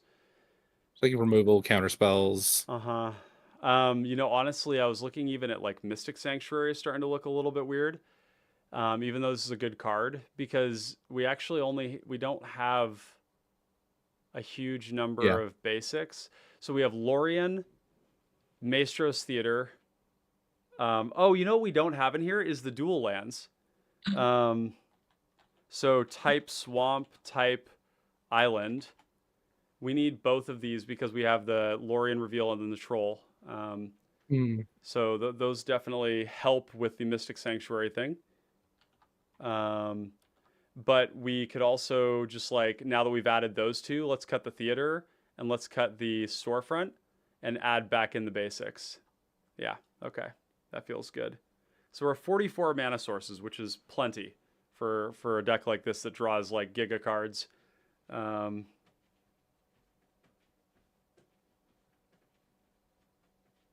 103. Oh, you know, the funny thing I was just looking at, Candy Trail might be better than Witching Well here. Because, so Candy Trail and Witching Well are really, really similar, right? One of them just draws 2 cards, the other one draws 1, but does it for half as much. But it also gains life, and it's colorless. So Candy Trail might be the preferred thing over. I mean, we kind of like both of them, to be honest, for that reason. They're just cheap. They both give us value on ETB. So, like, if we sack them, they didn't give us nothing. And that compared to Chromatic Star, where we could potentially just have our cake and eat it too. But It doesn't gain us life. Chromatic Star is like, that's only Yeah, with the sack cards, right? And we do have yeah. some of them, but we oh, I need to add that, by the Okay. way. Perilous Research. Perilous Research is supremely flexible. And then yeah, Yeah. it's a great card. Okay. Okay. I do like Candy Trail. I will say for sure I do like Candy Trail because of the incidental life gain. Yep, yep. It's gonna It's a save our life a lot very of the time. it's these innocuous cards are cards that I have increasingly come to respect quite a bit. Alex, hey Razzle Dazzle. Sorry I'm late. I was at the movies. Hey dude, don't apologize at all. Glad to have you here as always. My man Alex in the chat here, who is one of our patrons. If you want to come and support the Patreon, you can go to patreon.com/ buy Ryan a new computer. Just kidding. It's Common Connoisseurs. And help me get off of this computer that routinely shows smoke when I look at it wrong. So yeah, go check it out. Oh, do you know what else sacrifices? Tell me, what is it? For everything we're looking to sacrifice, all these artifacts, Rowan's Grim Search. Oh, Rowan's Grim Search and is broken, actually. and Candy Grapple as well. So Rowan's Grim Search does lose us life, but here's the thing, chat. Rowan's Grim Search is black dig through time in Pauper, because the text of this card is really unique. You can look at the top 4 and you can put them all in the graveyard and you can draw 2, which means you can draw dig 6 with this card at instant speed. Something a lot of people I think don't think about is it says you can put up to 2 of them back on top of your library in any order and then the rest into your graveyard, or you can put all into the graveyard and just draw 2. It's not like Shadow Prophecy where you get where the text of the card ruins the card. Rowan's Grim Search is very good here. It's just a great draw spell. I just love like. Oh, what about I'm pointed obsessed discussion? with Arkham's Astrolabe. Pointed discussion Makes a blood token. Yeah. Right. You know. There's even like now the other one is so O draw O2 O create. Oh, that's creature. Oops. I do that all the time. Yeah. Foreboding Fruit. There's Stern Lesson. It's sorcery, which is Foreboding Fruit's hard, yeah. And Pointed Discussion is sorcery speed too. And increasingly in my control decks, I prefer to have instant speed draw. Fruit might be. I think iffy. Pointed might not work. Alex asks, yeah. do we have Executioner's Capsule? I like it better than Doomblade lately. I was able to politic a giant commander coming at me to go somewhere else just by having it on the field. Yeah, Executioner's Capsule is amazing. I don't know that we do have it. We don't. We don't. That's definitely going to come in for Doomblade. Good call. Yep, great call. That's a good one. Yep. And it's also like I have sacked Executioner's Capsule. What's the black spell bomb? That one discards a card? Acrogen? No, the one that hits a graveyard. Yeah, it discards a card from a player's hand. Pretty bad. What am I thinking of? Oh, it is the one that hits a graveyard. It is a grab with Trinket Mage. Now, we have to think about clearly when we would do that, because sometimes we have like this crazy Trinket Mage package, but it's like, well, what is it doing? So, because what we could also get with Trinket Mage is Longbow. Longbow is going to kill many things. Maybe one, and so maybe we already have Longbow, and then we get that instead. But would we get Capsule? Would we get Capsule over Spellbomb? I would get Spellbomb probably. So it's a backup of a backup of a backup, but it's just a good card, right? It's an artifact. It's going to feed our cranial plating. It's in play. It's a Doomblade that we can just activate, right? Like. So I like it. And for the politics, it's amazing. Some people don't take well to that kind of thing where they're like, I don't want to be under your thumb. The way I see it is I will just not attack them and wait till I get a hexproof spell. Right? Like, but some people are like, I won't live under your oppressive rule, you tyrant. And they're like, I'll make you do it. Yep. And then you sign a suicide pact with each other. And it's just awesome. You just watch the combo player go off in front of you. It's just fucking great. I love that shit. It's just you're hurting me. It's real life. I'm so triggered by that shit. Just like this like constant sort of attitude that people have that like when they get like in this like cornered deer kind of thing where you're like, you have the answer to their thing and it's face up and they just go like, I gotta make them have it. No, it's there. Like, what are you talking about? Don't do that. Unless your commander is something that you really need to have online and you need to get it out of the way and then do your thing. Maybe you need have like a thing you need to put on your commander. But anyways, rant over. But I just had to get that out of my system here. I've been, it's trauma, and we need to work through these things together. Logic right. Knot is starting to look kind of bad. Maybe. Like, are there other counter spells? O counter, O target. How do we just look for a counter spell that doesn't? I don't think we need more counter spells. Well, I want to be at 10, and I'd like to get negate and Logic Knot out. I think. You see what I'm saying? I mean, being at 10, I think that might be something we can shave a I little think bit. I think 10 is where that's we want to be. We're at 11, but I okay. kind of think 10 is a good Okay. place to be. I was gonna ask you about Nihil Spellbomb. Oh yeah, The it's like because it adding more graveyard hate to the deck that we have already been cutting it in, but it's also draw and it's fodder. Um, it's like doing a lot of things we like, so I don't hate it. Um, I'll leave that one up to you whether you want to do it. I just yeah, wanted to we might be maybe able to put find it in the room. sideboard. Yeah, we probably find room for it. I'm just looking at counter spells again here. Um, uh, we only really want 2 mana stuff too, right? Like this is the kind of deck that could Yeah. afford to play a 3 if it drew a card, but I just don't think there's any reason to do that. Our counter spells have gotten so damn good lately, and a lot of the best ones are actually like artifact specific, and we just like loaded this deck to the gills with artifacts. So, oh dude, I bet we could play. Dude, why don't we just play reverse engineer in this deck? How many of our artifacts are not mana rocks? Because those don't really There's contribute 10 of anything them that there's special. 10 mana rocks, and then I think it's probably another 20 that aren't tapping really.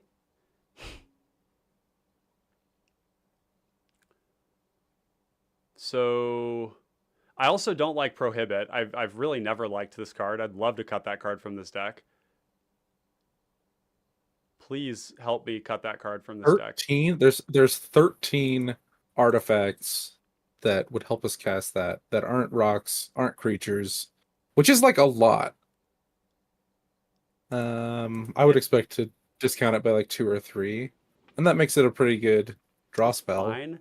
I thought it It's might be like, yeah, more. it's okay. It's okay. Yeah. What about Spell Rupture in this deck? When we have our commander out, this is going to be minimum mana leak, which we already have in the deck. When it gets bigger, it starts to get more, right? And that starts to look better than mana leak. With a cranial plating, it's just a counter spell.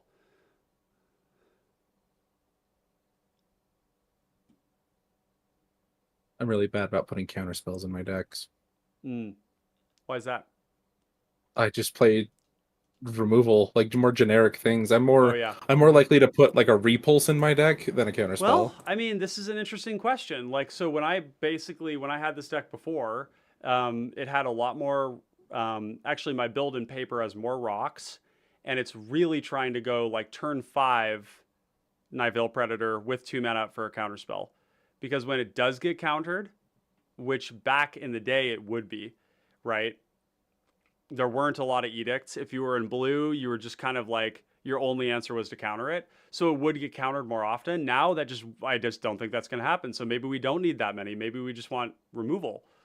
Yeah, I buy that. I buy that in a yeah, heartbeat.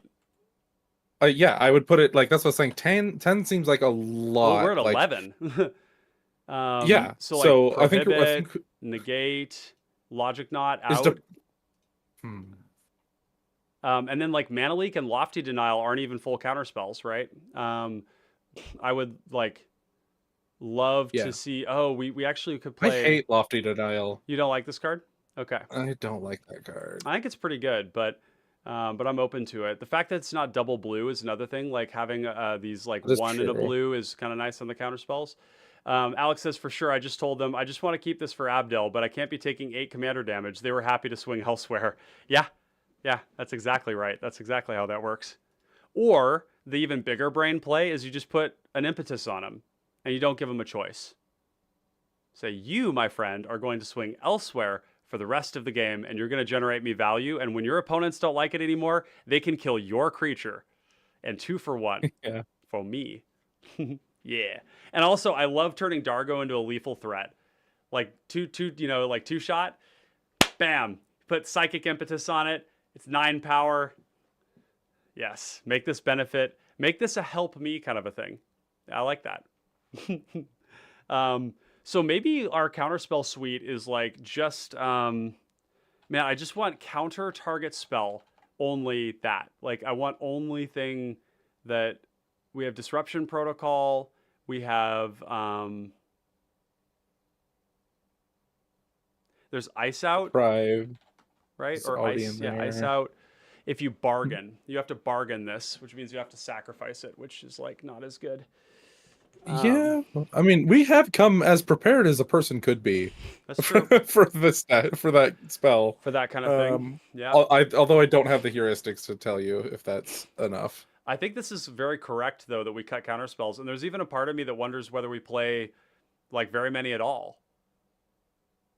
Like I've been thinking a lot about Dimir lately, and what excites me about Dimir is being able to play like 4 counter spells and then like just a shitload of removal, right? Like removal just feels a lot better than counter spells these days.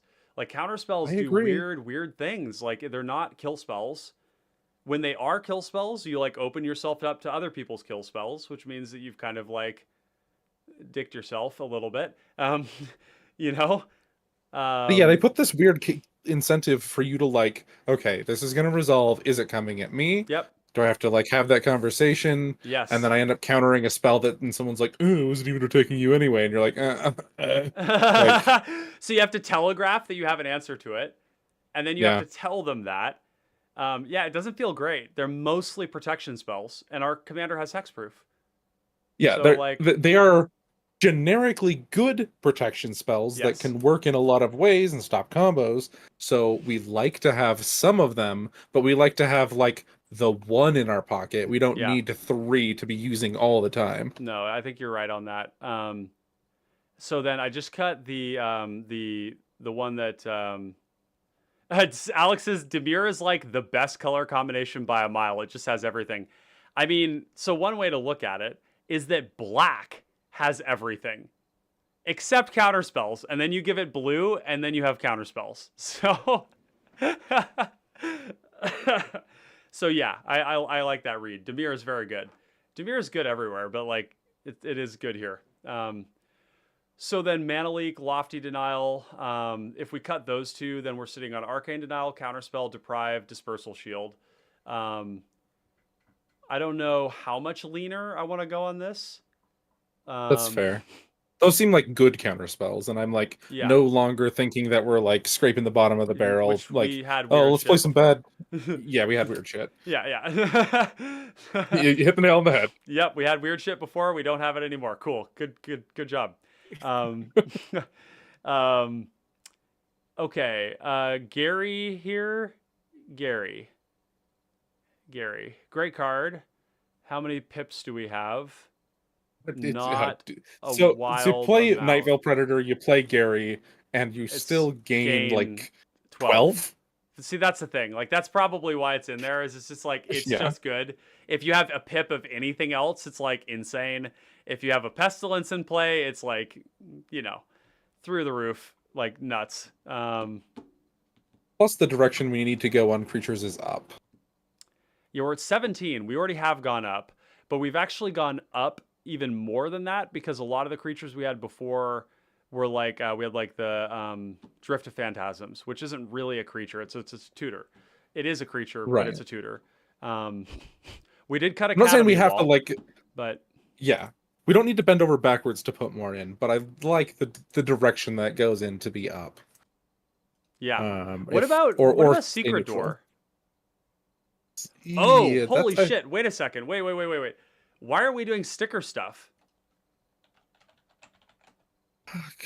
Yeah. Oh, yeah. You see, chat. Clip this moment. That long pause from Lobert, the long sigh, you're the little right. pain. You know, there's some. Oh yeah, there's some people just really fucking hate stickers. They like won't even put them in their decks even if they're good. Brew Bear, I see you. Although I will give Brew Bear credit. You know, I saw him go into the Ooch Ben Bach thread and say, I hate to say it, but this would probably be a good place for stickers. That's growth, my friend. That's growth. And we're talking about the man, the man who you know invented the Temur Sabertooth deck, which there isn't a better home for stickers than Temur Sabertooth. The indestructible commander that just reuses ETBs over and over again. So we just play like there's like one that's blue and gives you 2 and lets you put a sticker on something. Yeah, command But other than performance. that, That's it. we don't play anything. Right. So command performance is the only one. The cards that would be good would be like prowess. Prowess would be amazing. Um, um, Whenever you deal combat damage, flicker something is not actually that good here because we don't. It would allow us to use some ETBs, but this one, whenever this creature attacks, untap target permanent. That one is vigilance with the commander, and Okay. vigilance is good, so we'd probably add that to the pile. Something like the fire breathing, I don't hate, right? It's just like another way to just push a ton of damage. Yeah. So that's good. Trample, not that great. This one here, whenever you cast a spell, it gets +X, where X is the converted mana cost. That's basically prowess. Oh, yeah. Lifelink. Yes. Yep. Okay, so here, this one says whenever you attack, you get a ticket, but the problem is you don't have another card that says put a sticker on something, so that doesn't matter. This one is fire breathing, but it gives you minus toughness, which I don't like. It's a pretty safe thing in the deck, though. Yeah, right. No, that's a good point, right? Like we can just do it. We'll remove that one Yeah, if we if it's run out. bad. Vigilance, right? Okay, sure. Yep. Ward 2, nope. Death Touch, nope. Okay. Well, I had an idea here. It's an anti-sticker idea, right? so it's a good one. Mm-hmm. If we think our commander is not being removed, are stickers really better than just some random like Yeah, that's enchantment a or good point, something? because stickers are really good when they're killing your commander. It's going to the command zone and you recast it. I like thought did occur to me, but I had to kind of look and see. Yeah, because it's an instant speed spell, It's sorcery. right? It's sorcery. Oh, and it's not adding like an artifact to the board or anything. Yeah, like what would be better? Would a Bone Splitter just be better? I mean, Bone Splitter also just like as a generic rule is like just good in this deck, right? Like, although Um, because it's really cheap, there might be other enchantments. We might need to look through the enchantments and just see what's there. If there's anything repeatable, like Necromantic Thirst would be interesting to look at, like returning creatures to our hand over and over again. Could be worth. let's Is it okay? What do you think about that bad art, that bad equipment that when you attack, it deals 1 damage to a creature that the defending player controls? Heart Piercer Bow? Heart Piercer Bow. Oh, that's sick. That's like a cheap way to like ping things. Yeah. So type equipment, O 1 damage. So it would be like Heart Piercer Bow is probably the best one. It's iffy though. I've put that card in a lot of decks and taken it out of a lot of decks. Now, this deck is different though. This It is is killing different. a creature every turn. Not like other decks. It's not like other decks. No, not at all. Right, like this card actually looks like it's awful in a lot of places, but this also is basically, this is almost better than Longbow because Longbow has to tap us out. We can't attack and do this. This actually, we can attack and do this. I like it. Yeah. This is great. Okay. Yeah. Cool. I wanted to get to Alex real quick here. I had a question. Prosper Tombbound is the deck that the Simic player builds when the player group tells you that there are other colors in Magic. You know, he's a Simic deck in disguise. Prosper Tombbound. He's the one that does exiling of like impulse draw when you sack treasures, right? I think it is. This is an EDH card. Yeah. It's every turn you can just impulse draw, and then whenever you play a card from exile, make a treasure. Right. Yeah. Yeah. So like wildly degenerate like combo Rakdos deck masquerading as it's a Simic deck masquerading as a Rakdos deck, right? Like Yeah, you just want to ramp and draw and ramp and Mana draw, and and that helps you cards, ramp mana and and draw. cards, mana and cards. Yeah, That's Simic. That's Simic. Yeah. exactly. I think that's correct, Alex. Yeah, Heartpiercer bow is great. There's other ones here too, like the Spare Dagger, but you can only do that once. Yeah, I don't think The so. Trailblazer's Torch is interesting too because we have the Death Touch, but it's like we're flying. So if we were playing this here, it would only be because we wanted initiative. I don't hate initiative in this deck either, given that we have like a commander that flies. And that, yeah, that is It something flies that and it can't be killed. and we have enough life gain that we don't care about like taking the crack back. Yep. And we're So we can give Dimir. it up and trade it. Yeah. You know, And I said I wanted more you creatures. did. Yeah. See, chat? See? And Forge is quite good, isn't it? 2+1/+1 counters. Goad is good. The Throne of the Dead 3 will be inconsistent. It will be like 80% effective, maybe. I think the numbers on that are that if you have like 20 creatures and you look at 10 cards,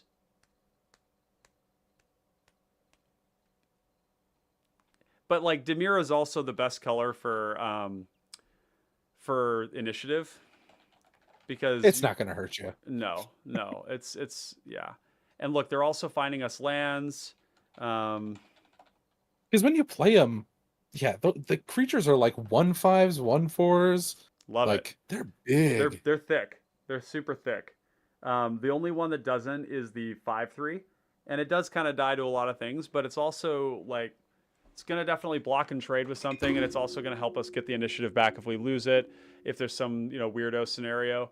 I think these cards are definitely where we want to be. Control decks like this deck. I wasn't playing this deck when we. I haven't updated this in a long time, right? So like, Would it be an update if we didn't add, Troll of Khazad-dûm, yeah, Orient I mean, Revealed, all the initiative cards? like the most generically playable cycle of cards ever printed, the 1 mana cyclers, right? So yeah, wouldn't be an update without it. Throw those 5 cards in a deck. Clap, clap. Updated. Done, all finished. Thorn of the Black Rose for value. Well, Thorn can be equipped with a longbow and with a Hermetic Study. I love blockers right now. Yeah, I really do. I'm just all my control decks have gone up on creatures massively. You gotta. Is there any other stuff that like auras type aura O O attack or O tap whenever it becomes tapped or O untapped O damage? I'm curious to see if there's anything that's kind of like the Heartpiercer bow, right? Where like every time it becomes tapped, you deal damage to something. Oh, we forgot about security bypass. Security bypass. It can't be blocked if it's attacking alone, and when it deals combat damage to a player, it connives. So it's kind of like Goggles of Night, or it's like Pirate Hat. But it's But it's cheap. the weird thing about connive though is that like I don't like that it doesn't help.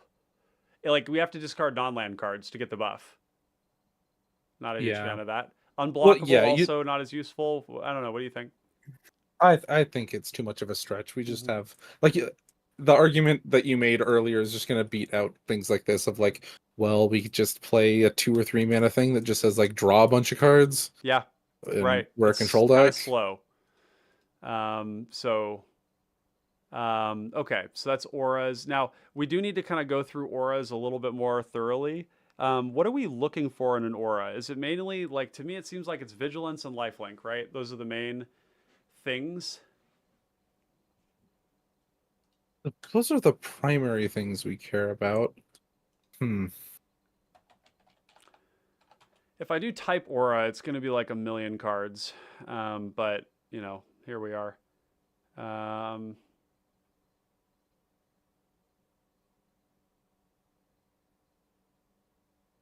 so like, I think we're at where we like. I don't want to put any more auras in this deck. I hear that. I Um, hear that. I just want to make sure I'm not missing anything because that Heart Piercer bow really like hit me, r- like just made me realize that like I hadn't even thought of that before. That's an amazing card for this deck, right? Um, or any like the, vampire specific stuff. There is Gift of Fangs, which the can make our worst. commander a 5/5 or be a dead weight. Yeah, 1 mana Oh, dead weight.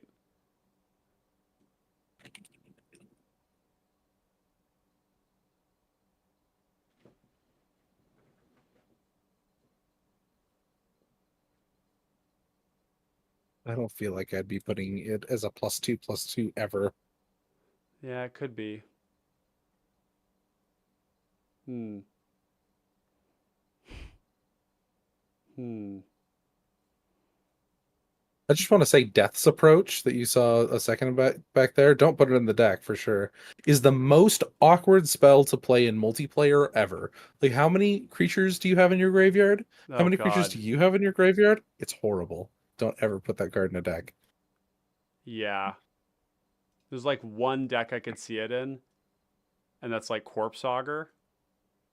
But like I don't it's even your play it in opponent's Neva. graveyard. Yeah, it's that's awkward. That's weird. Yeah, the loot is good even if you don't get the buff. Yeah, maybe, but we don't actually have a ton. Well, actually, we do have creatures that we can loot away. All the creatures that come back over and over again. That is a good thing to loot away. Yeah. Um, yeah. Reprint Thornbite staff at common, please. Thornbite. I don't know that one. I would look it up, but I don't want to lose this page here. Would you tell me what it does in chat? Um, Uh, Thornbite Staff deals. Let's see. Equipped creature has 2 tap. This creature deals 1 damage to any target, and whenever a creature dies, untap this creature. oh my god. And then it has like additional text if it's like if you have a shaman. Yeah, that's pretty gross. That's definitely pretty gross. Um, Fall from favor. Um, so freed from the real is a form of vigilance. What do you think about that? No, It's expensive four though. mana. It's four So mana. just play Haunted Cloak at that Well, and point. the Accorda Or Shield is also just 0 mana and then 3 to equip. It's the same thing, right? yeah, So, and the well, more actually, effects. wait. Freed from the real allows us to untap with a Viridian Longbow or a Hermetic Study. That's actually pretty That's disgusting. something. That might actually Yeah. be better than the other ones for that reason. Right? So what the freed allows you to do would be to attack, untap it, ping something, and potentially do that over and over again. I actually think that's pretty gross. That is a high ceiling. Yeah, that's a very high ceiling. Yeah. I'm gonna put that in sideboard. This is exactly why I'm going back through this stuff. Yeah. Gift of Fangs, I actually don't hate the card. The modality of it is appealing to me, and it's just so cheap. Kills every combo creature in the format except for like Pneumatic Wall.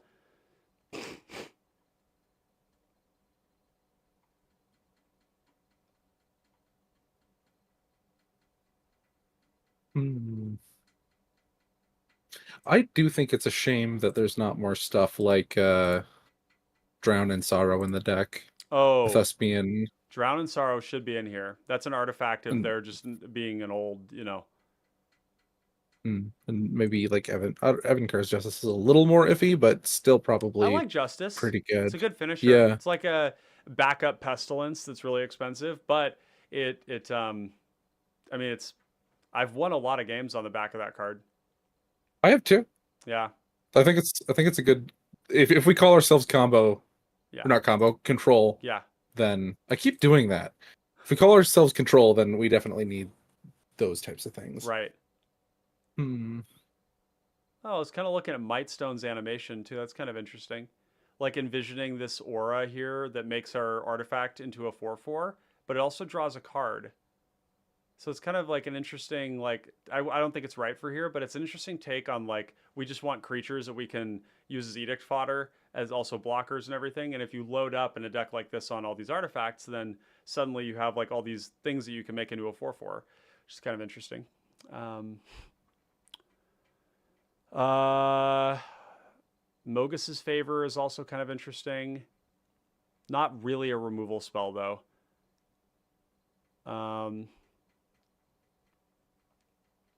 Necromantic Thirst. Whenever it deals combat damage to a player, you may return a creature from your graveyard to your hand. Worse than Ophidian Eye and all the rest of them, for Yeah. sure. I've played with that card. You have? It's super bad. Okay, good. It's worse than it looks. Good talk. I feel like there's decks where this might be really strong, but it would have to involve a creature that was hard to target, like having Ward or something, you know? Because it's 4 You mana. know, you think that it would. Oh, but it's just not. It just sucks. Well, it's because like okay, so for this card to be good, you would have to get 3 creatures back minimum. Yeah. And I think you probably get 1 or 2. So that's actually the whole story right there. You would just rather play Reaping the Graves for 3 mana and draw 3 cards out of your graveyard, or 5, or 6. Who knows, right? Like Reaping the Graves kind of just blows us out of the water. Same with even Wander in Death is like such a flexible card. Being able to cycle it for 2 just to draw a new card, or to get 2 back for 3 mana. Yeah, Necromantic Third. This is pretty bad, isn't it? It's yeah. There's even creatures. It's like a 3 mana one or 4 mana one that's a 3/3 that you can attack and boast every turn. Okay. What else? We got Phyresis. Don't. Yeah, I'm not an infect enthusiast. I think infect is like very bad in this format most of the time. I think it's probably very bad here. It's only like, you can kind of read the math on this, right? Which is like, the math on Phyresis is that it's different in Commander. Commander, you have 21 Commander damage, so Infect is 2 damage per hit, right? It's like doubling your damage. But in this, it's 16.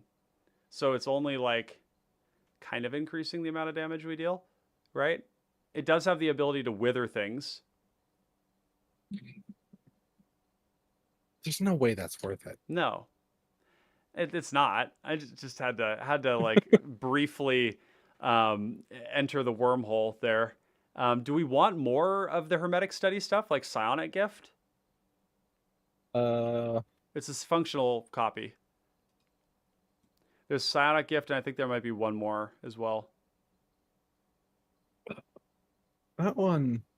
So we've loaded up on Dimir Infiltrator and every tutor spell that we possibly could. And now we then we put in I think the Freed from the Real Plan is actually a good one. Yeah, I like that a lot. I think I'm just going to actually put that in the main deck. It's starting to look really... The ceiling on it is very high, and this is not the kind of deck where we're worried about our Freed from the Real target getting killed. Ever.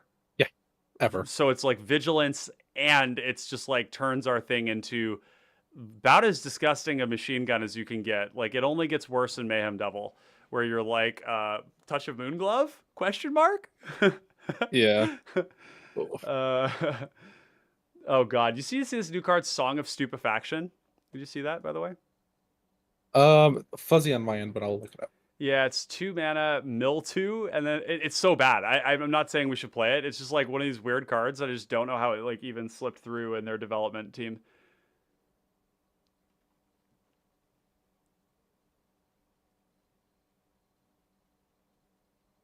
There we go.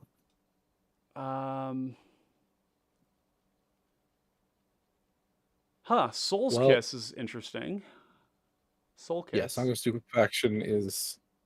There's just got to be bad cards sometimes. Yeah, I guess so, right? We're getting spoiled because our commons have gotten so fucking good lately.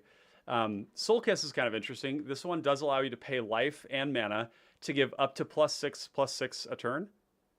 But it is expensive, and it gives no base stats. So probably not. No, I don't think so. I mean, Armory of Iroas is going to make our creature the biggest for the mana, I think, That's actually a if good we're looking point. at stuff like that. Yeah, yeah, totally. Um, there's this one. No, it's Death Touch. There's also Stasis Field, which wasn't around back then. This is like the cheaper deep freeze. The reason we have deep freeze is that the pestilence doesn't reset the creature, which is pretty Yeah. awesome. But Stasis Field is a mana cheaper. It's another thing we could consider instead of some of the other removal things we have. Um, I think with Oubliette and yeah. Deep Freeze, Oh, there is I, just I Twisted Embrace. Huh. This didn't exist back then either. It's pretty expensive, but it's a tutorable, just straight up kill something while giving +1/+1 to the enchanted creature. tutorable. Yeah. Oh, sorry. We don't have Shrine Steward anymore. Never mind. Yeah. Okay. Yeah. Tutorable. Explain. Tell me about that, Ryan. um, Vanishing. I don't think I'm into Vanishing in this deck. I think we can do a lot better. I think our removal is way more oppressive than Vanishing in this deck. Right? Yeah. We need as much of it to be as instant speed as possible, for sure. Yeah. Yeah. Okay. Okay. All right. I'm satisfied that we have everything that we were looking for there. Okay, now we're into cuts. I still think that we can go down on counter spells. Like having 4 outright counter spells would be plenty for me. So let's just do Lofty Denial and Mana Leak. This does put us down on protection for our commander, but we're up to 20 creatures, which is a huge increase. So we will have creatures in play. Our edicts are just not that likely to hit us. Yeah. Is Vanishing I think bad? I don't know. Vanishing has never been great. It's just a really douchey and oppressive spell if you have it put on you. Like Vanishing is like Oh. the most cancerous thing. Yeah. Yeah. Because for those of you that don't know, phasing takes the thing that's on it as well. So it takes the Vanishing with it, which means that they try to blow up the Vanishing with like their one way in their deck to blow that thing up, and you just say no. It is 2-mana It, tax on you every turn, but this is a big mana deck. yeah, We've got yeah. 10 rocks, I do lots have of to draw. ask, like, do we like Mycosynth Wellspring in here too? I was kind of thinking about that. I really like that card. And we have like ways to sack it. It's like getting us a land. It's not getting us cards really, but I think, oh man, we're at 107. I have a hard 105 time. now. Oh, okay. Yeah, we are making progress. That's that's rough for me to say yes to. I do like Mycosynth Wellspring. I will say yes. It's kind of like a rock that's not accelerating us, but it is giving us 2 lands. So it's like the Mycosynth Wellspring doesn't accelerate us, but it's a very like it guarantees that you're going to hit your land drops, right? It's very effective at that. Um, The turn that you play it is almost always the turn that you put the land into play, and if it's not, then you're just sandbagging that for later, and somehow you have nothing better to do. right. I think it's pretty good, and especially where I think we're up to 5 ways to sack it now. That seems like I would like to Did have a I ask? couple. Did I add Costly Plunder? I think I convinced you I did to. not. No, we Yeah, you added did. Rowan's Grim Search, Okay. and we added So that's still at 5. so Oh, and Rowan, Candy Grapple. Reckoner. Oh, we don't have Candy Grapple in the deck yet, Candy. Oh, okay. but we probably should. Final Flourish and Candy Grapple are really really good cards. I'm a big fan of them. In fact, like double black for Victim of Night.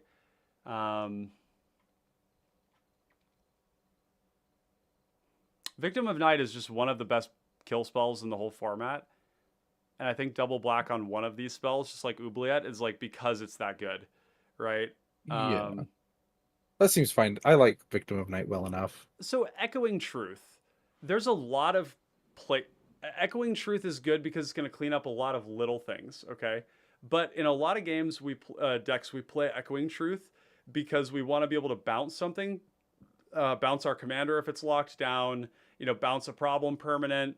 In this deck, I don't know that we care. I just don't know about like what permanents we care about that we like need Echoing Truth for. Like we could just play Drown in Sorrow or Arms of Hadar, Hmm. right? Because Arms doesn't hit our stuff, which is kind of nice. We are not running. Wait, we have Fanatical Offering, right? Yeah, we do. Yeah. We got it, Alex. Thank you. Um, scared me for a sec. I I mean, that's kind of making sense. I like that it's instant speed compared to the other ones, but It is instant speed, and we have a lot of sorcery speed stuff here. That is one thing I'm I noticing. We have like Vamp Link. Vamp Link, I don't even know if I should put it under removal here because it's never how we're going to use it. I'm going to remove that tag. So we have a lot of removal in the deck, and a lot of it is repeatable, and it's very sticky removal. Like an Oubliette, the Impetus cards, yeah. the Hermetic Study and the Viridian Longbow are repeatable, but we're not like super glutted on it, you know? How many draw spells do we have? We have True. 27 draw spells in this deck. Whew. That's a lot. That's more than I play in a lot of decks. That's got to be where the cuts come from, right? Uh, I still think Treasure Cruise and Winged Words. Oh, Treasure Cruise can come out, Yeah, which sounds crazy, I'm sure, to a lot of people right now. But like, you have to think about what what is this consuming, and like, there's like stuff we sacrifice. We've already cut the lands that do that sort of thing. Yeah, I think Treasure Cruise is going to be overcosted in a lot of cases. We can cut that one. We also have the weird ones like Surveilling Sprite and Palace Familiar, which are I could see cutting those if you wanted. how many permanents do we have in play that we're happy to sacrifice? Alex says, "My God, that's a lot. You're breaking my heart." Is it breaking your heart that we're cutting the draw spells? Because I understand your pain. What do we think about Nightscape Familiar reducing the cost of blue spells and being a regenerating body? Oh, We don't have that. he doesn't We like don't that we have that cut many. he doesn't like that we cut Ancestral Recall, but it's not Ancestral Oh, Recall, right? Not in this deck. not in this deck. It's gonna be we're gonna be paying 4 or 5 most Yeah. likely. I like It's Winged gonna feel Words, but I horrible. think there's a part of me that wants to see like, man, our draw is really weird in this deck. I'm actually like re-looking at it again. I don't think we need Winged Words. I think Winged Words is a lot of the time gonna be like on turn 3, we're like, oh man, I gotta pay 3 for this right now. Well, at 3, it's not bad though. We have to be I honest mean, about that. compared to everything else in the deck, Yeah. I let's mean, have it some might be standards. it's some standards. I mean, it could be costly plunder, right? But I'm just worried about like, are we We just leaning put so in far into the shtick of like sacrificing things that we find ourselves with not enough things to sacrifice, or even worse, like are we sacrificing things that actually have another job, which is to protect us from edicts? I mean, if you're pointing at a creature and saying that, Oh, I'm well, we not. can I'm just not. do I'm looking at both. you. Okay. Sorry. No. So Uh, no, I don't think we're in danger of that. I think we lean on that. That is our plan. I don't think that Winged Words does anything for that plan. We have things that want to be sacrificed, and we have like additional ways to get advantage. And we just Winged don't Words is have only like a lot of the big draw spells that we used to, right? And it is a control deck, so it like is somewhat concerning. Like all of our draw spells are now are cheap, but they only draw one card. So like Arkham's Astrolabe, Candy Trail, the well, that's not entirely true. One, two, three, four, five, six, seven, eight, eight of our. Yeah, I mean, we replaced it with a lot of cheap draw twos. That's kind of what happened, right? We took like Yeah. expensive draw spells that drew more cards, and we got more efficient, which I like. But there is that part of me that somewhat worried about. Um, maybe something like a rush of knowledge. 5 mana draw four, um, Mm. which is pretty high volume, but it's also like on the same rate as Siphon Mind. Yeah. I like to do things in I think tempo wise, I like to do things Yeah, while I yeah, and gain we'll advantage. a Like I lot of think our we'll card draw draws instant into now, right? So yeah. I think we're gonna get Nightveil Predator with some kind of thing that kills creatures for free, or just stack stuff to. Uh, I mean, if we have Nightveil Predator with like any of this like bullshit with like Freed from the Real and like a Hermetic Study, do we need to draw cards? Like, like yeah, we're gonna spend our turn killing everything in play, and then we're gonna attack somebody, right? Like, you know what's better than drawing cards? Just like Drown in Sorrow, Evankar's Justice, like yeah, yeah, totally. I do think Drown in Sorrow probably. The only thing about Drown is it's killing our creatures. So like Arms of Hadar kind of came to mind, because it's only targeting one player. look at Um, your creatures though. Which ones do you care about? None of them I care about. So maybe they're only killing the. So these spells are only killing creatures that are incidental, and then we're drawing cards when they die, which is not actually that bad. Yeah, Um, Black to blue is about 50-50. Yeah, it's mostly black. We moved more towards black because we decided that counter spells weren't that good, and I think that I'm pretty happy with that read. Um, what do we think about Basilica Screecher? I usually think this is a card that doesn't ever go in doesn't ever not go in a black deck. Like you put it in every black deck that you play. If it's a combo deck, it's an infinite mana outlet. If it's yeah. a aggro deck, it's hitting everybody unblockably for damage. If you're control, it's doing that and it's gaining you life at the meager cost of one It's mana. It's really good, right? it's way better in a deck like this Yeah. that you're like, okay, 2 mana redraw, 2 mana redraw, Yeah, rather than like a 5 mana refill your hand. that's true. No, it just Yeah, yeah, like making the draw more efficient is definitely good there. Um, um, I am kind of wishing. My worry is that a lot of time, my worry is that these sack draw cards are going to be in our hand without things to sack them with, and that's a concern of mine that is lingering. And there's a part of me that wants to see some sort of like repeat thing maker. You know what I mean? Like something that's just like making things every turn. other Um, than Clay Revenant, Persistent Specimen, and Sanitarium Skeleton. which I is a guess those good. are expensive to do. They are, but you know what? I haven't found that to be a problem in control decks. I've been using these cards a lot lately, and they've been very very good. Um, Yeah. so and they're coming back every turn. Um, I've yeah, I've convinced you to put a lot of things in the deck that want to be sacrificed. it's true. I'm not so concerned. And we have like if you have like a quarter, a Cathar and a quarter shield, you just sack one of them. Yeah. Just sack the extra You- one. It's Sometimes fine. you sometimes you just have to make decisions like that, Yeah, and yeah, the and that's cards okay. end up being decent anyway. Yeah, Yeah, because and it's still 2 cards for 2 cards. I don't people probably don't notice this because it's something that mainly I notice, but I regularly sack mana rocks to stuff like Deadly Dispute and shit like that. Like when you get deep into the game and you're like in the tank and you're just like, look, I've got like a gazillion mana right now. I'm just gonna like tap this artifact rock, sack it to my thing, get some more cards, and then go from there.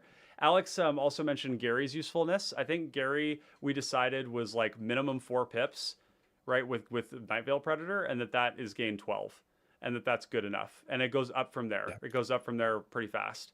Like you have like a Eternal Thirst on there, and then maybe a Sanitarium Skeleton, or you have an Oubliette or a Pestilence. Then it starts to get pretty buck wild pretty quick. Um, is there anything else? And I know we're cutting cards here, but I just want to see if there's anything else that says vampire, specific vampire stuff. I Um, did that search. you did I don't okay. think there was. I don't think Nothing. there was anything. Yeah. There's just like your vampire sovereign, vampire spawn type stuff, but I don't think we need those. Okay, we're getting really close here.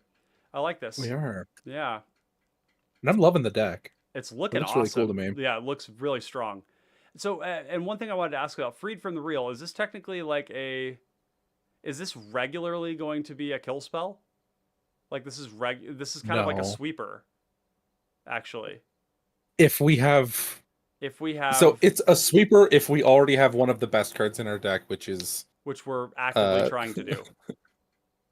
And technically Dimir Infiltrator oh yeah, we Muddle, can like, also we can look for stuff on 2 as well. Okay, that's a lot more yeah, often than I thought. yeah, I was yeah. like, how are we getting that longbow, dude? Yeah. Um, Well, we can get but no, you're Heartpiercer right. Bow with that as well, because it's two. This is really sick. I like the Heartburster Bow almost more than I do the other ones. Dude, if you in a game, if you transmute for a heart piercer bow, I'm gonna laugh at you. Dude, and it's gonna be glorious. Just put that Dargo right underneath like the repeat removal. Take that Abdel, never casting it again. It's just too much mana. Like just this is fucked up. I love this. It just feels like we don't ever want to tap out with this deck. 5 mana is a lot for sorcery speed spell. 5 mana sorcery speed spell. Oh, for Gary. I mean, control decks pay 5 for things all the time. Like they're control decks because they have lots of mana. That's like part of it. They interact a lot. They have lots of mana. 5 mana is a lot, right? But Gary does a lot. Gary's a body. Yeah. You know. But I mean, it is a card that is in this deck that is maybe like, I don't know. It is somewhat like iffy. It's not bad. We're a control deck that wants to gain life. We want to survive. We've actively cut cards that lost us life because losing life was bad. So gaining life is good, right? We have 3 lifelink auras. Maybe the idea is that instead of Gary, we play something like Cartouche of Ambition to get 1 more aura in our deck that does lifelink. Hmm. But Gary also kills people. I mean, Gary does a fuckload. It's a lot. Yeah, Gary. It's Gary is so much. Gary is just such a good card. Like I play Gary in aggro decks. Like having like 1/5 drop in your aggro deck is perfectly fine when it kills everybody and wins the game for you. Like Gary wins games, right? We know that. Gary's good. Yeah, But we this is don't. one of the few decks I've ever even seen you play that don't recur things all the Yeah, time. yeah, yeah. We don't do There's that a just lot not room here. for it. So it's like maybe less good than a lot of your other decks, but it's just like it's just such a good card. It's I less good than it is in other decks, but it's also more good because we're guaranteed to have 2 black pips in play, right? And we play a I lot of wouldn't say like, that's more good, but we have like the parasitic impetus and the oubliette. We have like yeah. these permanents and stuff. Yeah. Um. Okay. So Like maybe we now we're could play the cutting. one of like Blood Fountain or something, but I think that Yeah, that's Blood Fountain is really maybe good here. It's a thing that sacrifices. It does get creatures back 2 at a time. It's a mana sink. It's draw because we can loot away things. Blood Fountain is very generically good card. Okay, so you want to be leaning into Gary, Alex, but I think the thing is that I see what you're saying, and really Gary is kind of like at its best when we're doing things with grave flickering, when we're using tortured existence, when we're sacrificing it. When you have cards like, as an example, Village Rites, Undying Evil, Tortured Existence, Mortuary Mire and Witch's Cottage, and like Dread Return and all this stuff. Um, yeah, I actually am on board with Blood Fountain. I like okay. Blood Fountain. Just having 1 creature recursion thing could be really, really good. Yeah. How much I'm gonna go to the bathroom real 104. quick. Yeah. We're approaching our end here. Let's see. So, the next things we could look at cutting here are like the cards that come to mind are like Palace Familiar and Surveilling Sprite. Both of these ones here look like cards that could be cut. It does kind of erode our creature count in a way that's like not that great. Where are the other creatures that I'm missing? This is in here. Filigree Familiar, Watcher. Watcher, Archaeologist, Seagate Oracle. What am I missing? Dimir Infiltrator, creature. Cryptrats is a creature, of course.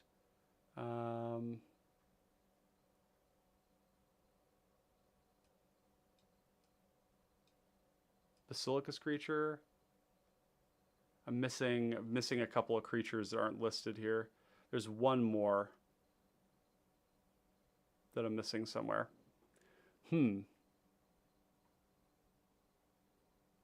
Phyrexian? What creature do we have that's Phyrexian? Oh, the Malcator's Watcher.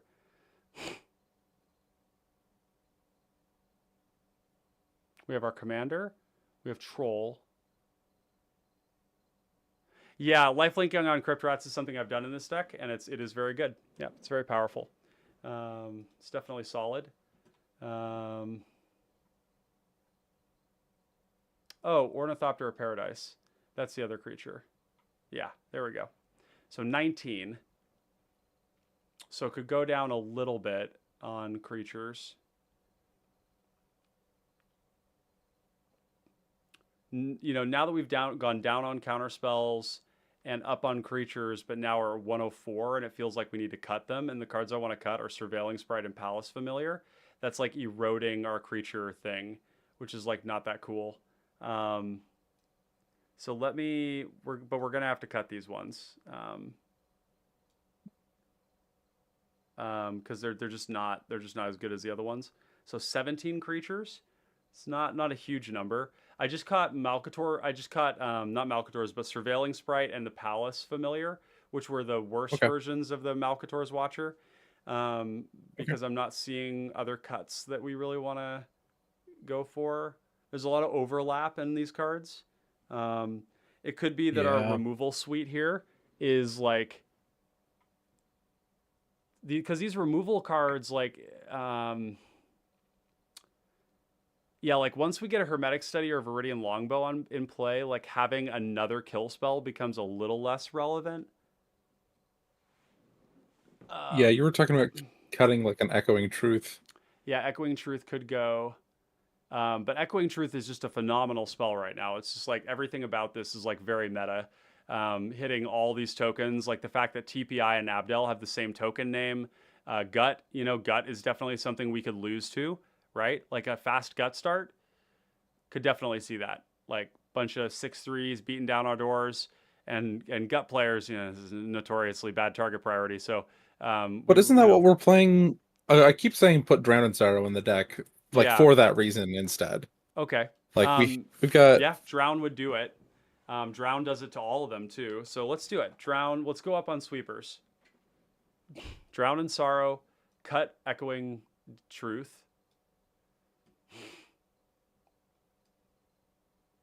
And then Echoing Decay is a kill spell, while also being a sweeper at instant speed. So this does a lot more than Echoing Truth in a way. Yeah. Because it's like this kills combo creatures, whereas Echoing Truth just bounces them. Yeah, bouncing them is... I want them to be gone, I think, in a control deck. Yeah, and Echoing Decay does both. Yeah. Echoing Decay could also be Evankar's Justice. It could be Arms of Hadar. Like, we could go bigger with our removal. I don't like Arms as much in this deck, but Justice seems... Arms is usually for when we don't want to lose our own stuff, and I don't think that's a big deal here. Yeah. I mean, just the things that I've been thinking about is I'm still not 100% on Ornithopter of Paradise. Oh, yeah, that does die to our stuff. This could just be another rock. It could be... us going down to 101 cards. Yeah, oh, you mean cutting another rock? Just cut...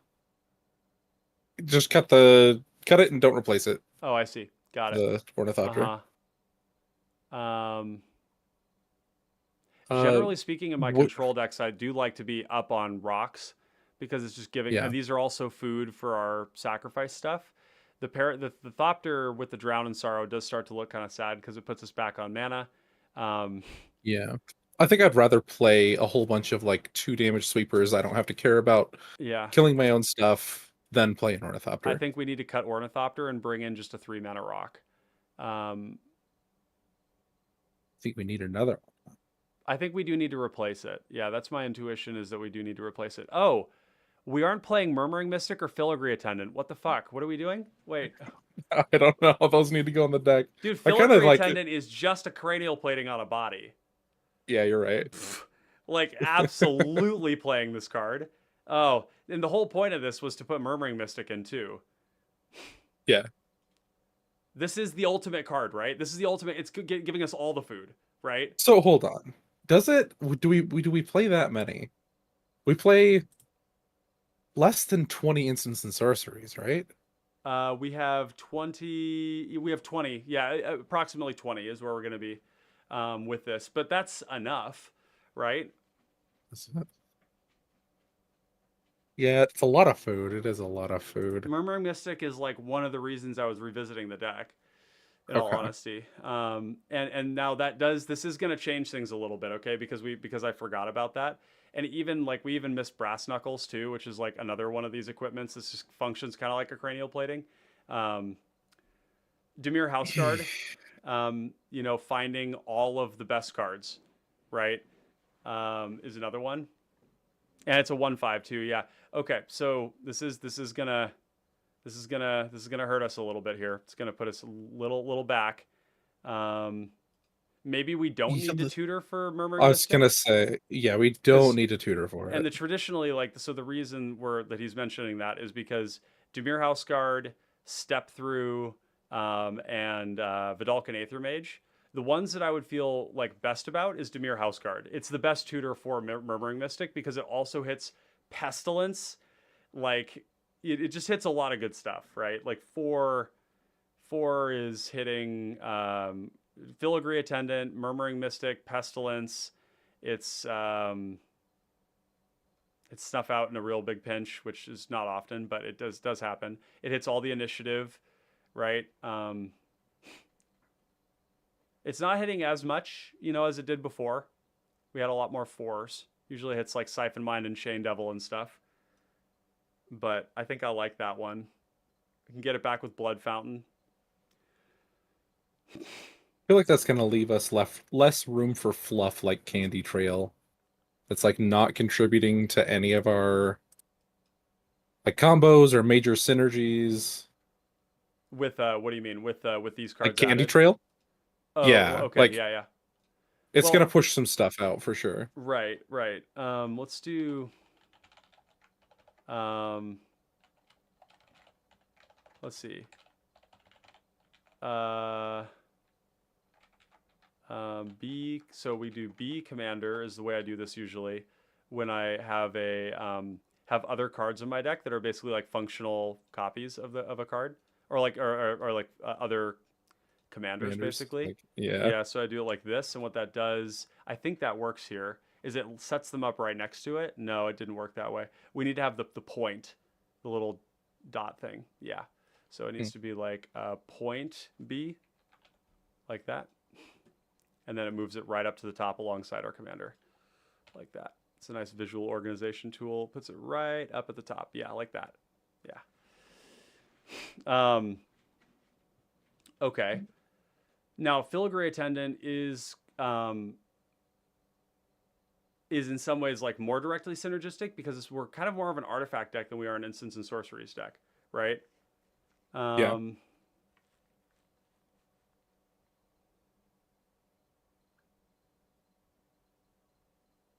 hmm. Murmuring Mystic's going to do a ton of work for us here. I'm pretty confident in that. Every time I draw that card, it feels like I'm cheating. It feels like I'm playing a deck. I'm playing a card that used to be my whole deck. Yeah. Right? I know the feeling, and I'm still playing the deck, and I'm like, People just get to play this. Yeah, you just get to Not play it. even. Uh, Like the most busted example of it is definitely Crackling Drake and Murmuring Mystic. That's the one where it was like these commanders used to look at each other and be like you know, like because the Crackling Drake's like, how am I gonna get through these 1/1s? But they're not enemies because they're control decks. So they'd always like try and be in the 1v1 in the end, but then the Crackling Drake had to have like a TBR or something to get through them, you know, some unblockability. So they're like mortal enemies, and now they're like big friends. Big friends. Okay, wedding invitation. Can I ask about that one? Is this extraneous? no, no. If our commander doesn't have cranial plating on it, is this only gaining us 3 life? Yeah, that's fine. Like worst case scenario, I feel like So it's that's kind of like a Lembus in that case. yeah that But you can sacrifice to a million other things, or I think it adds a lot to the deck. hmm. I'm still on Candy Trail Well, of here's a cutting that question: one. would we prefer Murmuring Mystic over Gary? Now we're in real talk. I mean, like Those are it just two incredible cards. I feel like we just want to play incredible yeah, cards. right. Like we'd like to have both of them. And admittedly, this is where I'm looking at our draw cards area, and it's still at 24. I very rarely have decks that have that many draw spells in them. It's a ton. Yeah, And the one that comes to mind here is Wedding Invitation, because it's it's it is good. If we have a cranial plating, it's going to be amazing, right? It does just sit and play, and it does just draw us a card. But like in a lot of cases, if we just have our commander, it's just going to be like a gain 3. Of course, we don't use it that way. We would hold on to it, right? It can be sacrificed to other things, so that's good too. Um, but it just that's a lot of my same arguments. I think for like Candy Trail is like it's only ever gains us 3. I never want to sacrifice Candy Trail to anything because I want to get my card out of it. well, But Wedding Invitation's the same way. Well, no, Wedding you Invitation, get we your get the card card. right away. Yeah. Now, Candy Yeah, Trail is also scrying 2 and drawing a card and gaining 3, but you're right. It doesn't like to be sacrificed. Um, so maybe Candy Trail goes then. that's the one I Um, think. but Candy Trail and Witching Well, the same thing. We get treat them the same way. But cut them both. Oh, really? Yeah. They are not instants and sorceries. There is that. Witching Well is just a very good card in this deck. It's a great hit for Trinket Mage in the early game. Um, Hmm. They seem extraneous. Like, would we play Hard Evidence instead of these? Hard Evidence is basically like the spell version of Seagate Oracle. That's one way I look at it. if you cut both of them and played Hard Evidence, I'd be on board. It's adding another body. Yeah. Okay. And another spell and another artifact. Like, it's a lot of things. Yeah. Okay. And then Hard Evidence. This is so much more challenging because we already have like these notions of like what this deck does, what it's capable of, like like what it did before. There's a little bit of like the Ship of Theseus stuff going on here as well, where you have like the old deck and the new deck, right? All the new tools, like even the Murmuring Mystic, right? This takes us into a whole nother thing that we forgot about from the beginning, which is that like artifacts are good. Hmm. Okay, I'm gonna say something. I'm gonna say something. Um, what if? Let me think about this for a second. So when we went deep into artifacts, right? The idea was that we would enable good draw spells, right? And that we would have like fodder in play that that we could sack to draw cards efficiently, that would block and do all this other stuff, right? Um, Mhm. but it does not take a lot of artifacts to make cranial plating really, really good, right? It takes very few of them. In fact, like cranial plating plus like I mean, genuinely, 2 other artifacts is 6 power on Nightveil Predator, meaning it's, gaining 6 every turn if we have lifelink on it, and it's a 3-shot on a player, right? And less if they've already taken damage, right? Like a 6 power flyer ends the game really quick. Is there any reason why we wouldn't want to like move away from some of these artifact sack like Lembas, Astrolabe, um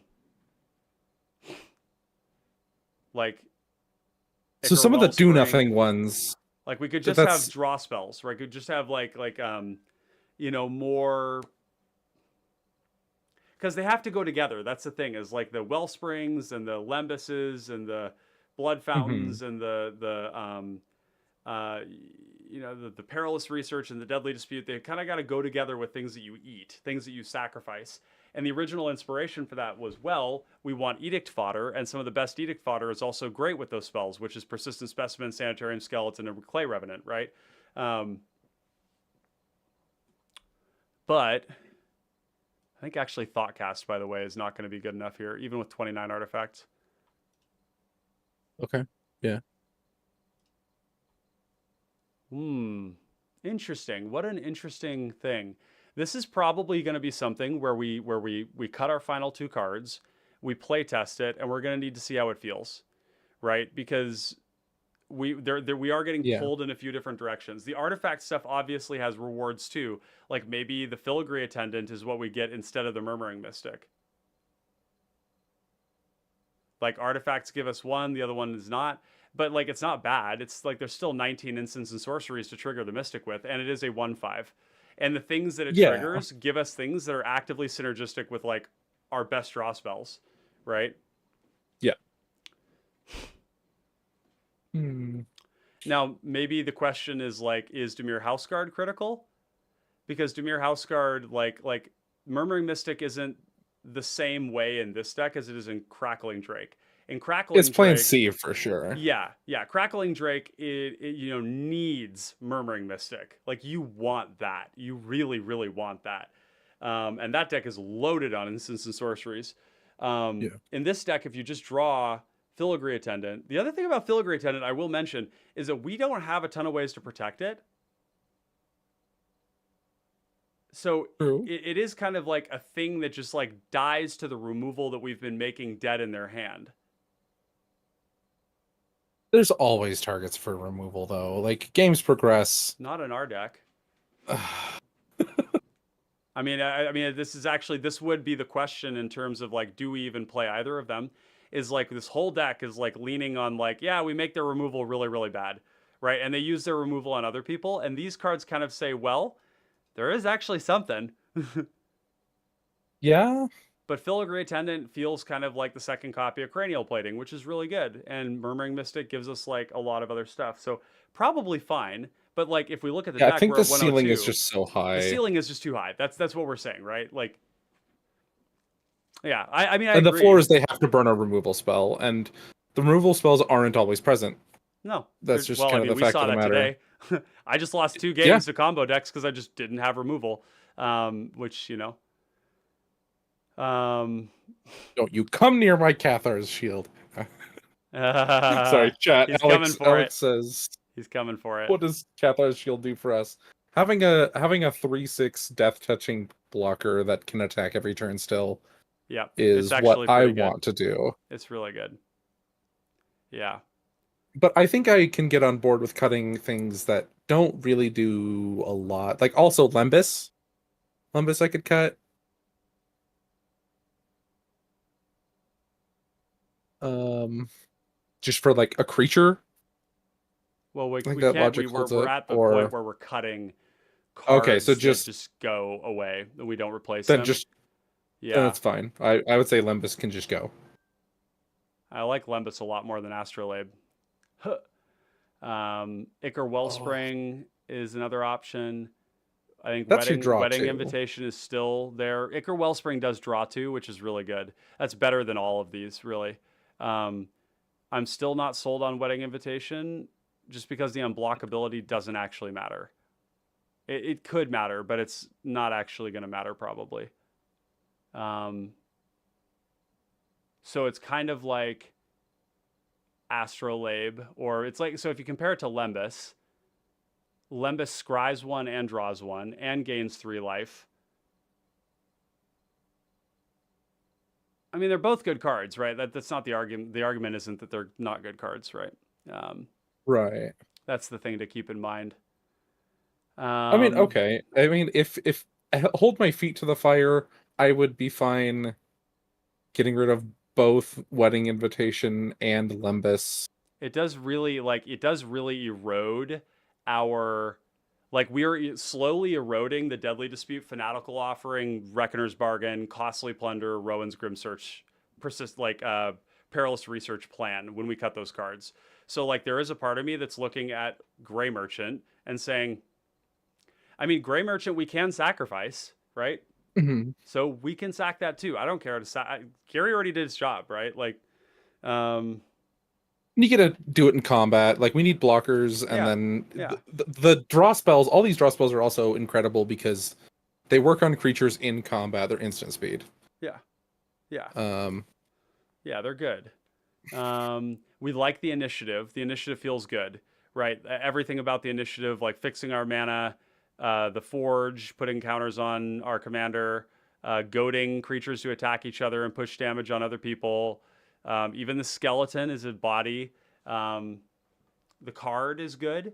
The throne at 20 creatures will hit something. It'll have like 1 to 2 cards in the throne. That's about how the math works on that. Um, yeah. Hear me out. Deadly Dispute makes its own sack fodder for the next sack effect. Well, that's not the only one. The new Fanatical Offering also makes its own food for the next one. So they're good. They're definitely good. Man, these last 2 cuts are brutal though. They're really hard.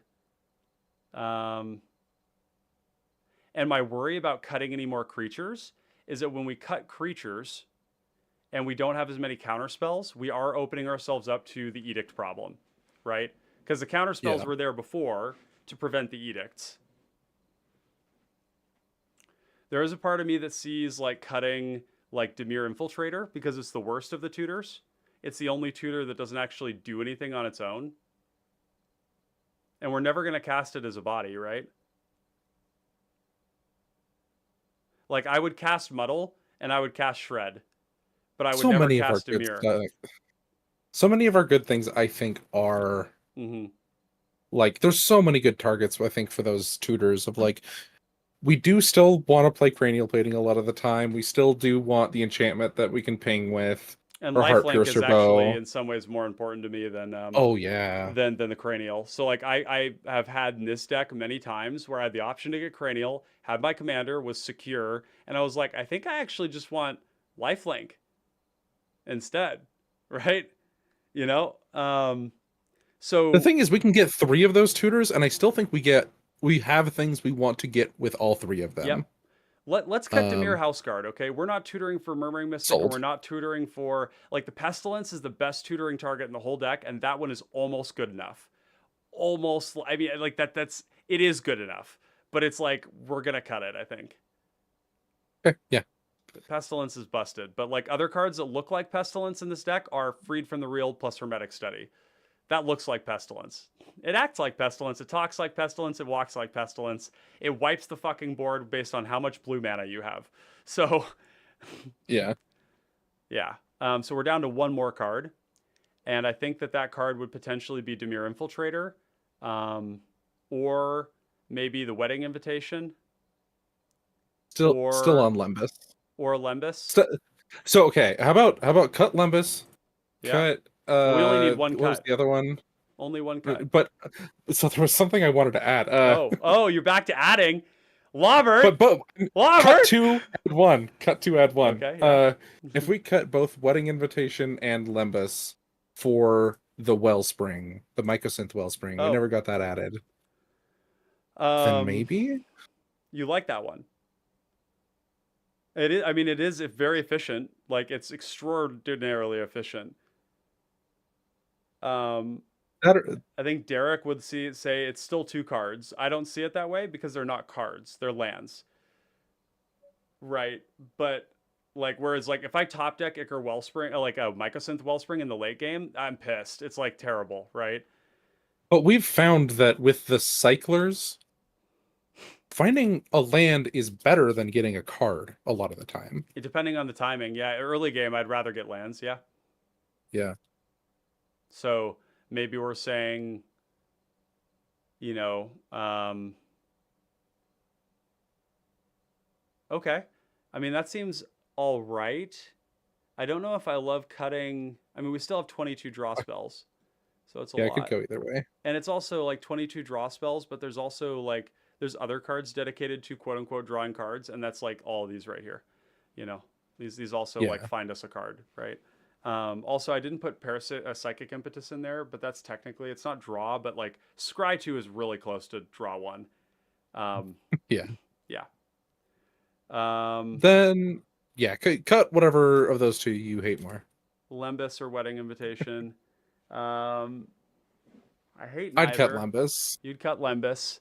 Um, because the other one scales and yeah, so this one here could look like Wedding Invitation. I wonder if this scares people too.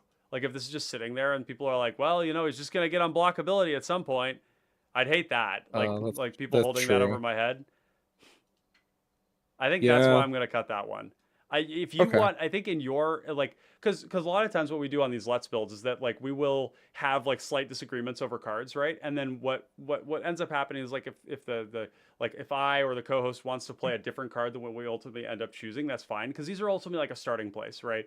Yeah. And they're very close. This is a teeny difference. They both draw a card. They both gain life. They're both the same mana cost. They both can be sacrificed after they're played. They're both artifacts, right? Like they do the same things. Um, really tiny changes. Um, I'm but sure we that there's are, also some optimization we can do for like that we could do. yeah. I don't know if we want to, it's late, but Hmm. of just like adding like preordain, Yeah, Gitaxian probe, some just like I wouldn't play bring the Gitaxian Probe because of the life. And that's the only yeah. reason I ever want to play Gitaxian Probe is if it's free, but I don't like paying 2 life. But yeah, your Ponder, Preordain, that kind of stuff is fine. Although this is a control deck, and in this deck, the justification for those cards is that they help us find our bigger draw spells, our other action, and all this stuff. But or you can just play other draw spells like Quick Study or Meeting of Minds or something like that. Mm. Actually, Meeting of Minds is kind of interesting in here too, isn't it? It's pretty good. Is it? Yeah, Mm. like all these We like have like I guess random. I don't know. I mean, it's better than Quick Study probably because occasionally it'd be like hmm, 2 mana or free or something. yeah. But I think this is a great place to start. We're at 100 cards. Let's do a review of the deck so we can kind of just cover the basics of where we started and where we are now. Where we were before with Nightveil Predator. Let's pull this commander up so that everybody can see what it is. Maybe we'll make a little short out of this or something. Um, so we built around Nightveil Predator as a control deck. And this deck already existed. We were modifying an existing shell. And the way that we went about doing it was by taking this old list that had those overloaded on counter spells. It had 13 counter spells, had a little bit less removal than it had counter, had less sweepers, had less bodies. We've taken that deck, we've gone and increased the number of bodies in the deck by like 25%. Or actually, technically more like 33% because we had 14 before, now we have 19. We've reduced the number of counter spells dramatically to 5. And the reason for that is that counter spells are going to be mainly used for protection, and our commander has hexproof. So the other form of protection we're building into the deck for the main thing that gets us is the edicts, and that is by having a bunch of creatures. Now, when we went down the creature road of having like all these cheap creatures that give us a card, or they come back over and over again, or when they die, they draw a card, is we are playing cards like Deadly Dispute, Reckoner's Bargain, Fanatical Offering, and Rowan's Grim Search, Perilous Research. Cards that are some of the most efficient draw spells in black and in blue that allow us to get ahead on cards, while sacrificing things that want to die anyways or are blocking, right? And then we sack them instead while they're doing their job. Okay.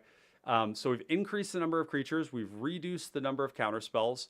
We've actually added an edict that we actually already had an edict before, but we've gone up on life gain because we're more concerned about dying than we are concerned about winning, right? Yeah. We have gone, we're about even on removal, but we went up on sweepers.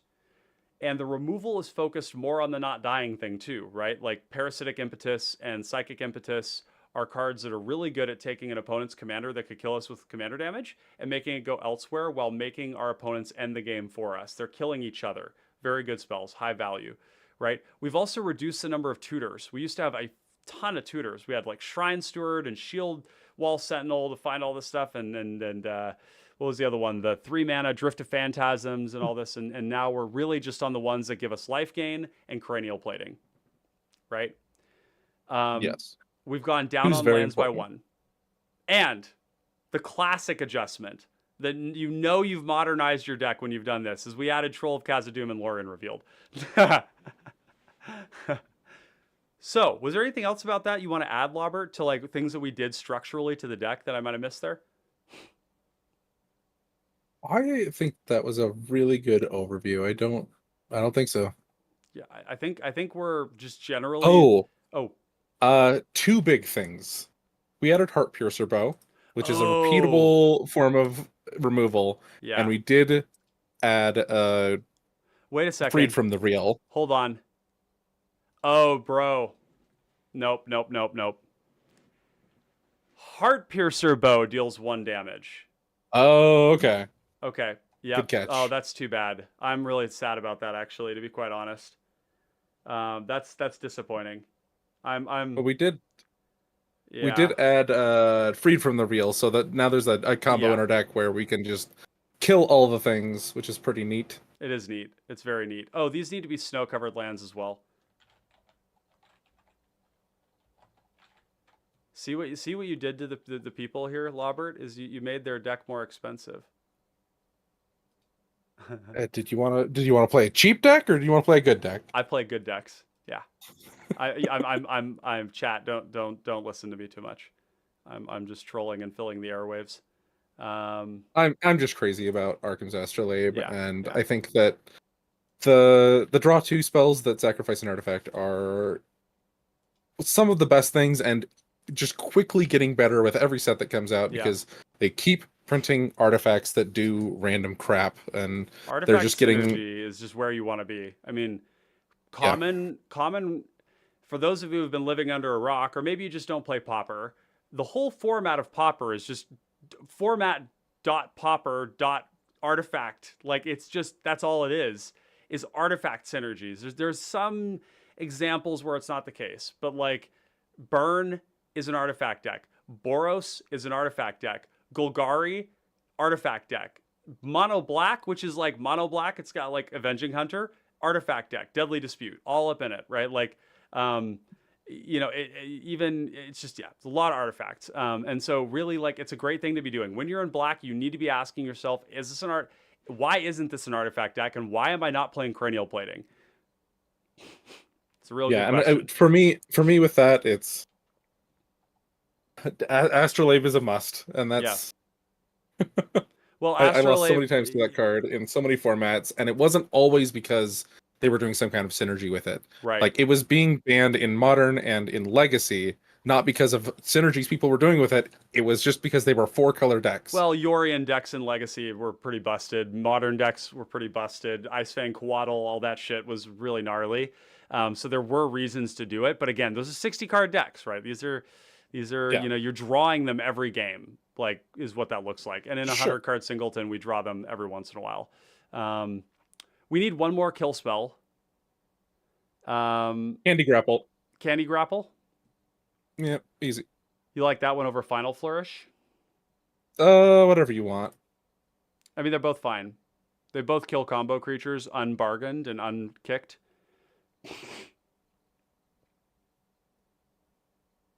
Yeah, let's I do think Candy I think Grapple. Grapple. Yeah, we've got plenty of ways to turn this on here. I can think of a lot of difference between 2 and 3. I can't think of a lot of difference between 5 and 6. Doomblade is the other option. Hmm. Minus five does kill most things. Yeah. But to do that, we have to bargain, whereas Doomblade doesn't. Um, this also doesn't sack creatures, which if we wanted to draw a card, maybe Final Flourish is actually the Okay. for that Yeah. reason. I think that's the only. There's just like a very small difference there, and it's just that you can sack creatures with Final Flourish. Yeah. Minus two, It's a good minus two, call. and minus three is not like a huge difference. And if you're really worried about the thing needing to die, you just kick it. So, Yeah. um, great. Perfect. This is looking awesome. This has been a super cool Let's Build. Just like revisiting an oldie but a goodie. This commander is one that not a lot of people believed in when I first was working on it, and it's just a great commander. And I think that the way we've constructed it here makes a lot of sense, leaning into the best things these colors do. This deck will see changes over time. I think that we're going to really need to see how Filigree Attendant and Murmuring Mystic perform. Like, do these negatively turn on our opponent's removal when it's otherwise off? Or are these just as good as they look, where it's like, oh, I just have a backup cranial plating, or oh, I have this thing that makes endless bodies that I can either just block with, attack with, or sacrifice to my other stuff on a 1/5, right? These are definitely going to be like questions for sure. The number of bodies in play, like versus the number of counter spells, this and our like resilience to edicts is going to be another big question. Like, are we still resilient to edicts? Because I don't know. We're kind of like up in general a little. Well, actually, no, we're just a little bit down on it. We have more creatures that we just play out now than we did before, and so we've gone up on functional creatures that we play, and we've gone down on counter spells. So overall, we're about moot. It's about break even when it comes to the number of ways we can protect ourselves against that. We're up on draw spells. Our draw spells are way cheaper as well. But having So blockers is way more important it now. is. It's so And we're important. protecting ourselves from that. And we have more sweepers, right? We actually went up two Yeah. sweepers. Before we just had Echoing Truth, Crypt Rats, and Pestilence, and now we have like Freed from the Real and Drown in Sorrow added to that. So yeah. Oh, and Echoing Truth instead of the other one. Yeah. Great. Okay. Well, I think it's time to wrap things up, Robert. What do you think? I think it sounds great to me. Awesome. Been streaming for how long now? 5 hours? No, It's not no, that not long. that long. No, no. I think we started. What did we start at? Like 6:15 or something. So yeah, 3 hours. It's a little bit longer than I mean, the between normal my one. stream and your stream, Oh we've been yeah, yeah. going, We have I been think, 5 streaming hours. for 5 hours. Yeah, exactly. Yeah. But we're gluttons for punishment, and so this is nothing new. We love it. Yeah, this is great. So, anyways, let's do our little sign off here. I do want to take a moment to thank each and every one of you who came and joined us for the live stream, or if you're watching this later on as a post recording. Thank you for joining. And of course, if you enjoyed the video and you want to see more of it, and you want your friends to see more of it, and you want your friends to see more of cPDH in general, make sure, of course, to do the free thing and like the video on your way out. Make sure you're subscribed to the channel if you want to continue to see great content like this. And of course, if you want to take your support to the next level, there are 2 Patreons you can check out. I have a Patreon at the patreon.com/common connoisseurs, where you can get Patreon membership, access to the supporters only section of the Discord on the Common Connoisseurs Discord for $2, $5, $10, and $20, $50 a month, whatever you can afford. But Lobert also has a Patreon that you can find there. Is it at Lobert? Patreon.com You can. backslash Lobert. I don't know. Probably. Is it? Let's Just see. go to my YouTube. Ryan's gonna have that linked, I'm sure, in the title. You can just follow my link tree from any of my videos. If you want to support that. I assume you'd want to watch a few of my videos before you support me, so maybe start there. Yeah. I've dropped the link in chat as well. You can find the Patreon there. Two great patrons, both offering a bunch of value for, of course, for viewers of your content, which are we kind of have the same viewers really. But the early access is something they get through your channel, through your videos. You put a lot of work into these edited videos where you're covering in depth and with a lot of clarity concepts like protection. Take all the protection spells ever printed and let's talk about all of them, right? And really, really go deep into the weeds on that in a way that I found useful, and thought, I found that a lot of my thoughts were mirrored there as well too. So tons of value out of that. Also, getting notified about the games that he's playing every week. And things of that nature. So both of these are great places to support independent content creators like Lobert and I, who are trying our hardest to make sure this format gets out into the world and spread like seeds into the wind. So with that, Lobert, is there any other place that people can find you on Twitter or otherwise? I mostly just want to direct people towards my YouTube. Other than that, just support Ryan, everyone. Just he deserves it. It's great. No, thank you. I appreciate that. So yeah, left all the links in there. The link for the deck is in the description below. All the social media stuff as well too. Yeah, but with that, second thing, Lobert, thank you for coming on the show once again. It's always a pleasure, and really appreciate you being here every time. Yeah. Every time I have fun, I'm like, as soon as I finish, I'm like, oh, when could we do another one of these? Yeah. But I'm sure we'll do it soon. Oh, we both stream on Mondays.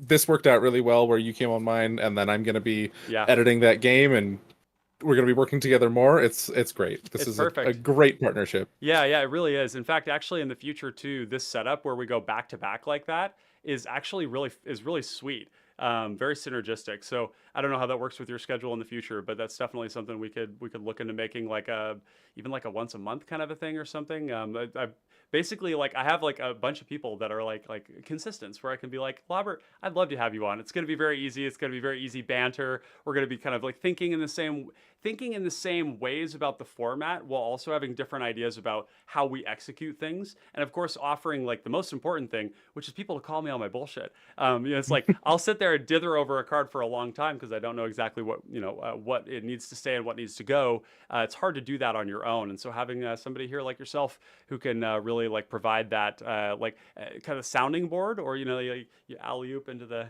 off the rim, and then somebody's like, oh, but no, this or this, so yeah, worked out really good. Yeah, no, I think we do that for each other, and just like hearing like you just being like, oh, we got to cut all of the like Ophidian Eye stuff like early. I'd probably take forever to get there.